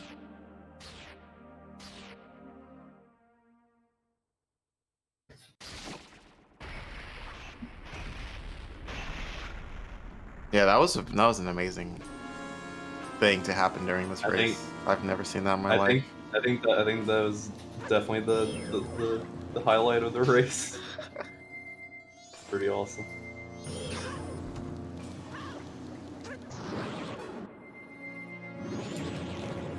So we're gonna see on Mask Turken hit him with Zora fins and then light arrows. And Fin's not hitting. Yeah, there's some. It's not technically RNG, but sometimes the fins just don't hit.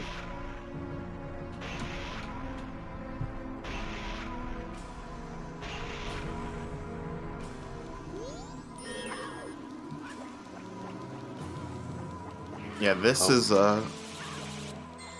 pretty much the worst that can happen during this phase. This phase usually is just it's a clean sweep, like 90% of the time, but yeah. If the mask starts flying around and you can't lock him down, it can get out of hand. Oh my gosh, just getting bombarded by remains right now. Yeah.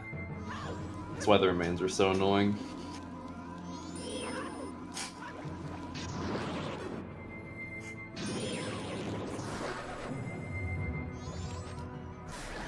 Alright, didn't mention this, but if you get hit by that laser as Zora or Deku, it's basically like fire, so you'll void out and restart the fight.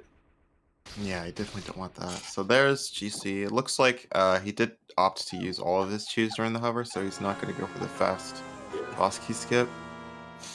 And here we get to see bottle time stop too. So this was how all time stops were done before bomb time stop was discovered. So if you catch something in your bottle, you can time stop off of it. I think it uses the Oh no!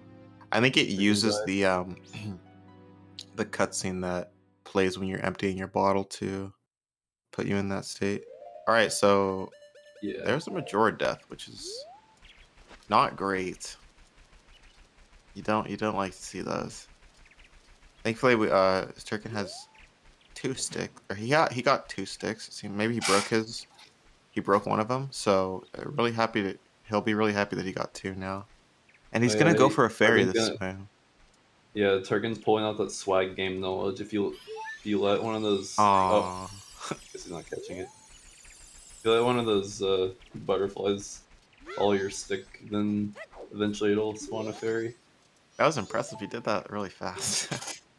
Yeah. I have no idea how to do it like consistently. But hopefully we can just kill Majora this time without a death, and the fairy won't be an issue. Fortunately, Turken's not gonna PB, but he's still got a pretty big lead in the race. Yeah. It's always unfortunate when PB just comes down to Majora and mess it up. Yeah, sometimes it just doesn't go your way, or you. So here we got the weird shots from GC. Trying to buffer them. Yeah, this is a trick that has a lot of frame tight inputs, and people will often opt to buffer these, but it looks like GC's not going to do that. Oh, there's the buffer. Weird shots are also weird because it seems that sometimes your notches can affect like the frame data for it. Yeah, it's really weird. Because you have to hold specific directions during your weird shot, and sometimes it just doesn't cooperate. Yeah, there are a few ways to do them. Like most people hold down left, but I've heard of like down weird shots and a few others. Much cleaner mask phase than before. Oh yeah, way better than last time. We'll see if GC goes for the Death Warp here also. His health is not ideal for it, because it's not in a half or a fourth, but yeah, we'll see. We'll have to probably get hit by 2 bombs. Alright, looks like he's not going to go for the Death Warp here. Yeah, not gonna go for it because he's resisting the damage. So GC will soar out, and he'll lose a bit of time to the Death Warp. Okay, there's... Oh. Trying to stunlock Incarnation here. There we go. Okay, stick is now broken, so... Yeah, you don't Turken want needs to be accidentally... careful. Yeah, you don't want to override your stick jump slash. Exactly. For PCS. Oh my gosh, these remains are Also, scaring me right now.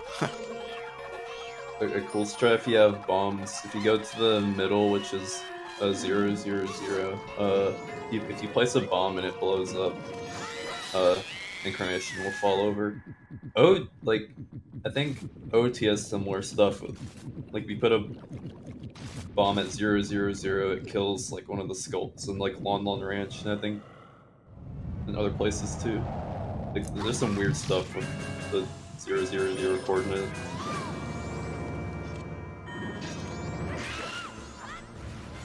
Turken in a bad spot there. So Turken still has the stick jump slash stored for his crouch stab, because he hasn't gone through a load or anything like that, and he hasn't done any other attacks. So he's gonna need to do 9 more on Wrath. Here's a little bit of a stun lock. You just have to time your crouch stabs, just like a Dolwa, really. There we go. And GG. GG's for Turken. Turken will move on in winner's bracket. Not missing PB by too much. Yeah, fairly clean, consistent run throughout. Just a bad Majora.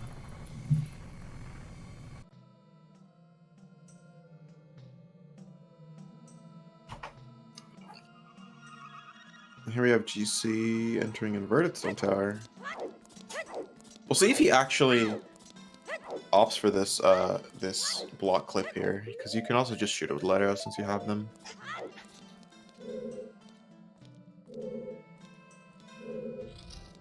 Yo, Turken, welcome. GG. That GG. just happened. It was a 3-minute PB pace. Yeah, Oh, that was GC's doing- a very unfortunate ending. That was just bullshit. I messed up mask face really horribly. GC actually long jumped through the inverted stone tower when I've actually never seen I did anyone do not. that. Yeah, I don't think I have either. How'd you feel GG's about on your the run. It seemed like your one was pretty consistent, just mostly failed a lot of small things, and then unfortunately died to Majora at the end. But for the most part, it seemed decent.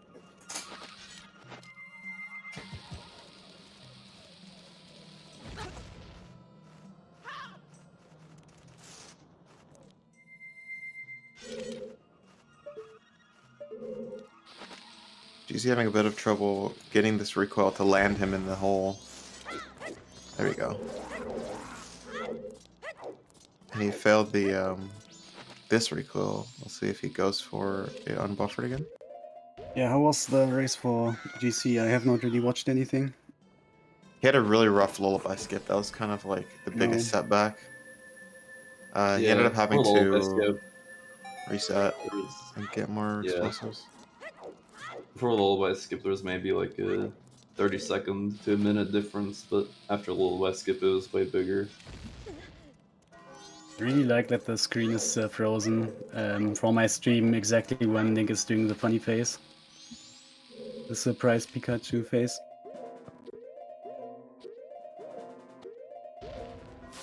Oh yeah, it is. Pretty good.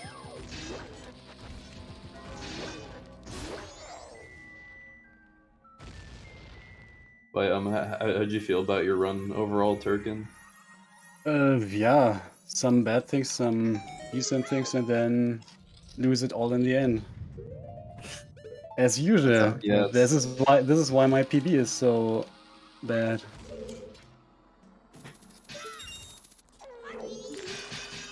Yep, that's how Majora's Mask goes. Nothing matters. Nothing matters when you just get shot by orbs from the remains. Oh, GC actually didn't grab the arrows there. I wonder if he's gonna end up regretting that later. I think he might have missed them on accident. How many arrows does he have now? I actually have no idea. Because he did use them to kill Keith and stuff. So this could be bad. Yeah. He grabbed no, the arrow 'cause he drop grabbed- from my Carmel, but He probably grabbed him at the top of STT, actually. Or of Stone Tower, yeah, I he might mean. have. But we'll see. Did GC do milk jump or? No, he actually climbed it. Yeah, he opted to climb STT, but then ended up doing left side VK skill.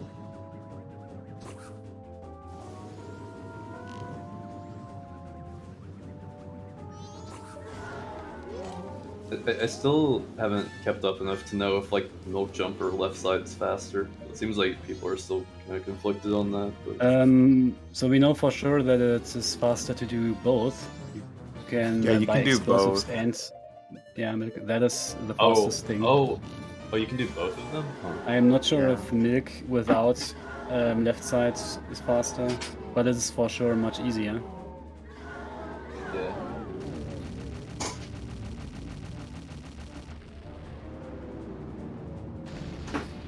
Especially if you buffer megas, milk jump is pretty much always faster. Yeah, I noticed that you hit Milk Road L. That was like a backup in Yeah. case you failed milk Yeah, jump, that right? was also you have 49 rupees, so you just need to get one Keaton rupee, and then you would already have enough for a second milk. Or also, if you mess up song storage stuff and have to watch the cutscene, then you have at least something close to Clock Town where you can soar after the cutscene. Not true. Totally not speaking from experience, Kappa.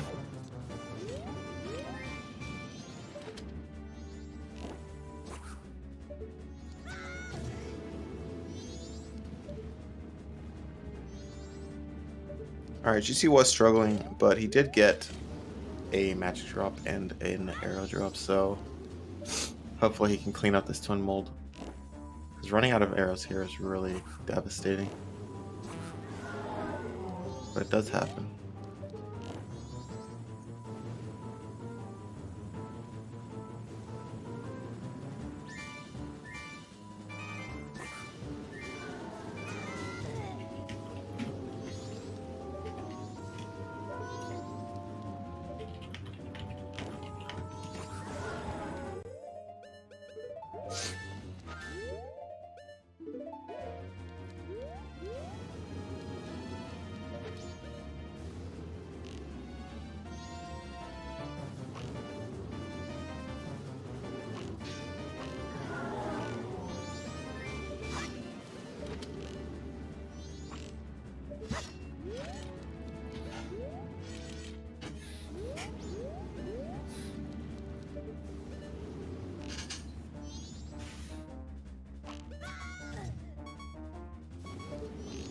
Oh my gosh, GC has half a heart right now. Okay, twin mold's dead.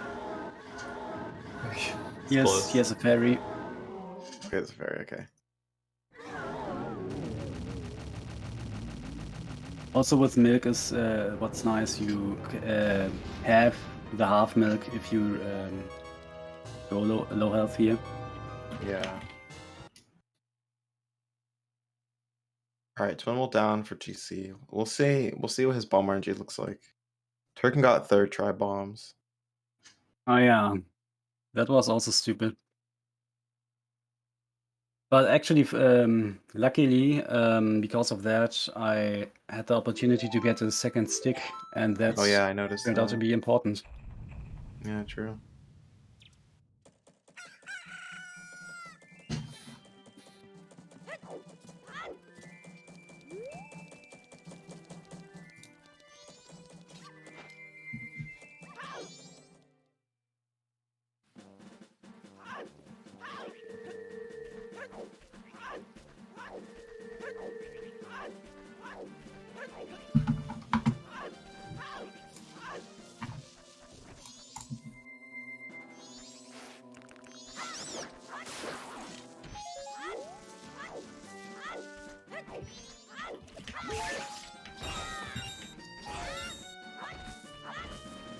I'm not first. So yeah, I wasn't really sure how good GC would be, because I haven't watched him in a while, and I think he has not submitted any PB of this. Alright, second try. Really not too bad.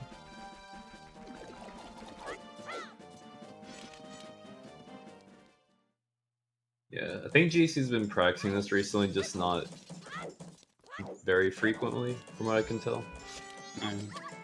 It's here and there.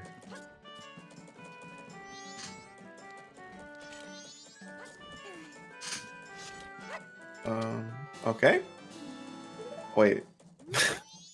Okay, maybe a bit of confusion on what's going on with dog hover. I think he figured it out though. That was an interesting heart piece. The YOLO heart piece ISG for nothing. The dog's just gonna take a swim here and delay the boy. speedrun a little bit. Okay. Alright, I think GC knows what he's doing now.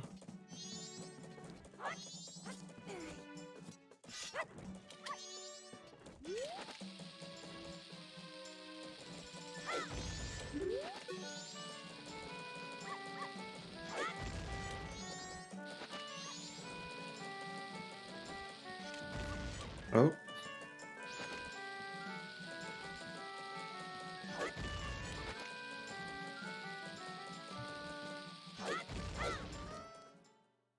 All right, nice.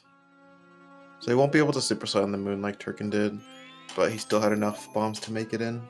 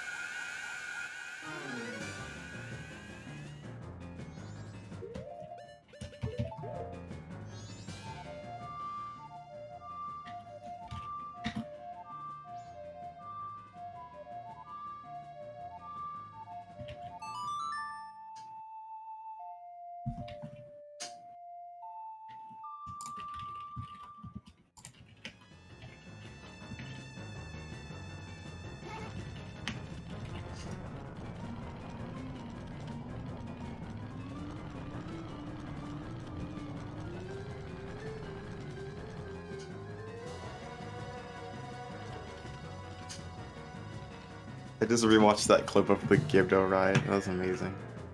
Oh, yeah. That's unbelievable. Oh my gosh, Turken, did you see that clip? Oh. Did he get Yeah, the... yeah. The Gibdo was like following him. It was like on him. It was really funny.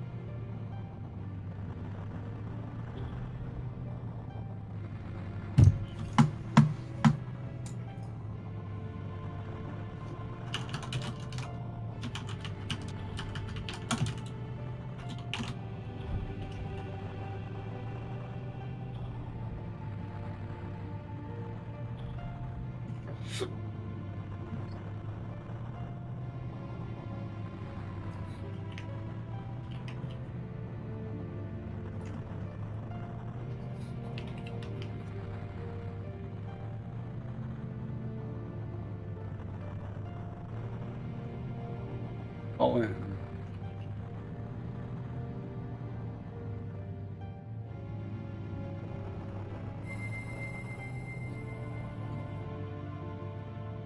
I know that's a pretty huge coincidence with the Gipto. The Gwei just hit him at just the right time. Yeah.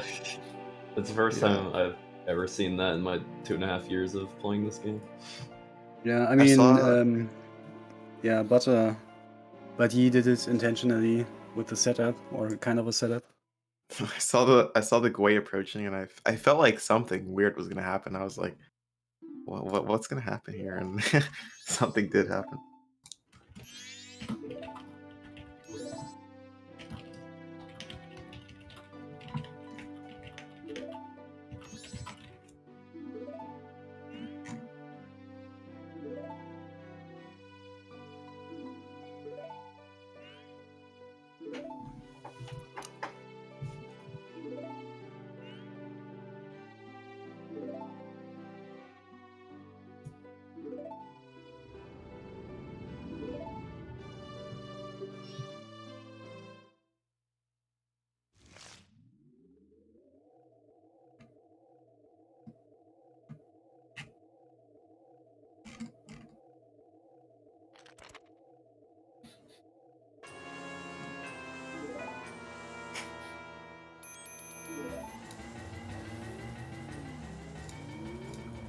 Yeah, seems like we're gonna get a finish from GC, which is nice. Oh, Yeah. can still die to Majora 3 times. I believe in him. He won't. Even if he does 100 times, he'll finish for us. Have you seen? I tried to get a ferry for the second fight, Yeah, I and saw the that. ferry just ran into me.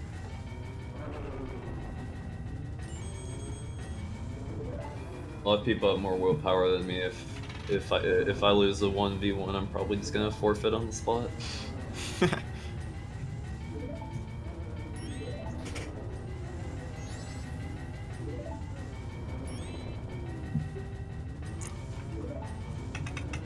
Hopefully we could see a clean Majora here.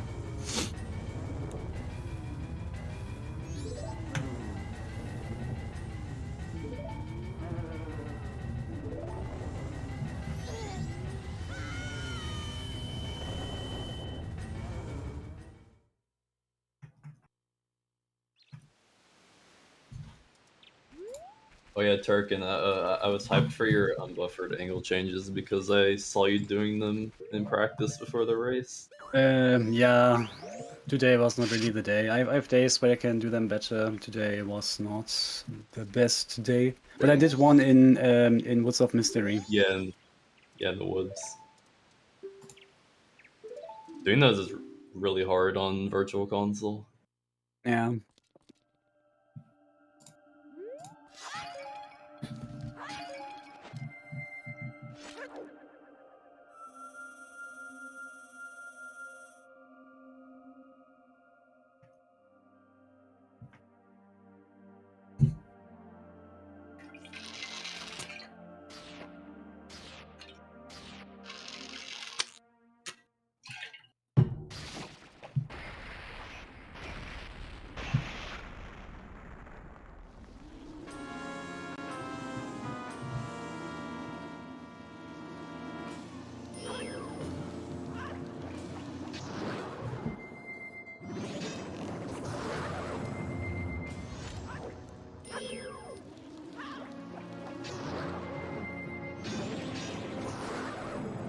Something I guess we can mention.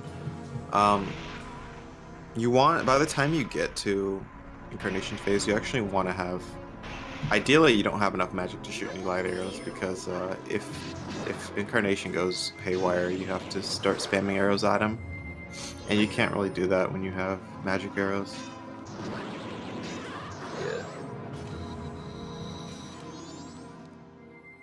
So that's why we see GC wasting arrows there. Or wasting magic, I mean.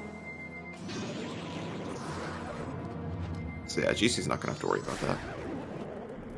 So if you get really lucky, you can hold your Zora barrier here, and if you get really lucky, Incarnation will just run directly into you. And fall over.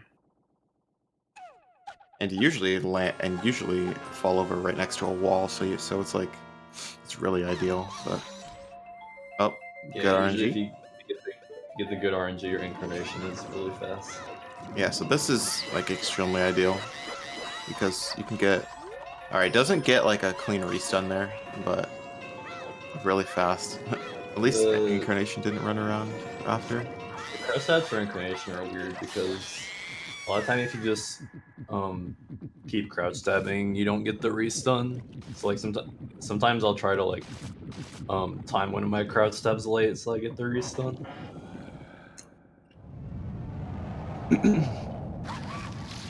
Overall, really good Incarnation. That's like Yeah. best you could really ask for sometimes.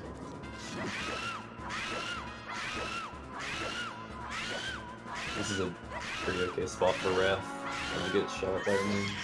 Except for that remain was right there. Never mind. Odal was right there. Alright. Really good Majora fight from GC. And a new personal best, it looks like, by like 7 minutes. Nice. GG's. Fun race. Overall, GC had a pretty good run too, other than Lullaby Skip.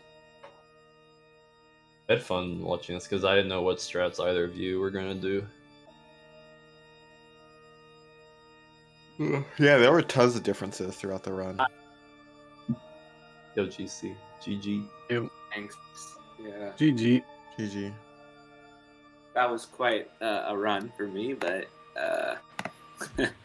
I happened to PB just because I lost 8 less minutes on the Lullaby Skip than I did in my PB. So, Oh wow. yeah. That's the only reason. But this is my second finished run, so yeah. So I'm happy with it. But like, there were some hilarious things that happened during this run. I think my Yeah. favorite The part Gibdo. was the Gibdo. The Gibdo. When that happened, oh my god. I was just like, they're gonna react on stream to that. I was just like, I don't know how that I happened. have never seen that before, so I just died. It was really good. It was pretty funny. I'll give it that. So, this run I messed up. Well, I skipped. That was my main mistake. And plus, that ending with the heart piece ISG. I wanted to just like play around, but I forgot. Oh yeah, I have to keep the dog up there to untarget right after I got the heart piece ISG. So it's You just could have like, done oh yeah, twisted hovers. That would have been the best. Oh, that would have been hilarious. But Unbuffered. Twisted yeah, I'm happy I only lost by like 19 minutes, even though I failed Lullaby Skip so bad. So plus I can submit this now. Because the first run I had, my internet died in the middle of it. So yeah, so I couldn't submit that. Yeah, you were actually pretty far ahead in going into Sonata, and then you died in Deku Palace. That's right. I forgot about that. Yeah, and then I did that getting strat Woodfall- because yeah. and then getting Woodfall BK just lost a lot more time too. Yeah, I always, the reason why I opted for that is because usually I usually run out of choose just naturally because I make mistakes by that point, and enough mistakes, so I can't do the BK skip. So I ended up. Crush is pointing out that. Crush is pointing out they ran out of choose pretty early, so you probably grabbed the boss key. Yeah. do you know purposely about just got rid the of the river choose. shoes? The Icana River bomb Uh, shoes? Do you know no. about these? They're Oh yeah, you can get those. Yo, but that's a god yeah. strat. I didn't even think Near- of that. Wait, really? I Um, could do that. Yeah, that's a safety strat. Oh, do you mean yeah, at in the grotto. Yeah, near the shrine. I didn't know that. I Yeah. forgot about those shoes. Yeah, I would have gotten them then. It would have just done mega flips on the fairy fountain. How many bomb shoes is it? Is it like a 5? 5, Okay. yeah. 5. I think there is there any Tenchu chest? Or on the moon there's, right? Oh yeah, yeah. Yeah, there's that one on the moon. I don't know if there's. I feel like there's another one, but I don't know. I might be wrong.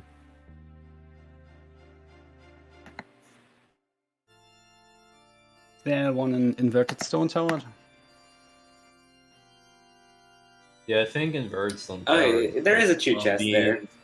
Yeah, there's like a Which- bean, silver rupee, and a chew chest. Yeah, there are the Chew Chest and the Termina, Chew Grotto, and Inakana. Fans might know it as the Termina Chin, but yeah, there are not many Chew Chests in this game. There's one in Akana Graveyard, right? Yeah, Or is that? yeah. Oh, That one's chest, used yeah. for defeat Majora nowadays, which is also pretty nice. Oh yeah, And that's right. yeah, Icana has all the 2 chests that are useful, and then the 1, 2 chests are pretty useless, mostly. Yeah, most of them are just one chew. Well, anyways, I think that's it for me to say. So thanks for Yeah. the race, Turken. Yeah, thanks to you as well. Yeah, I had fun commentating. Yeah, that was a fun race.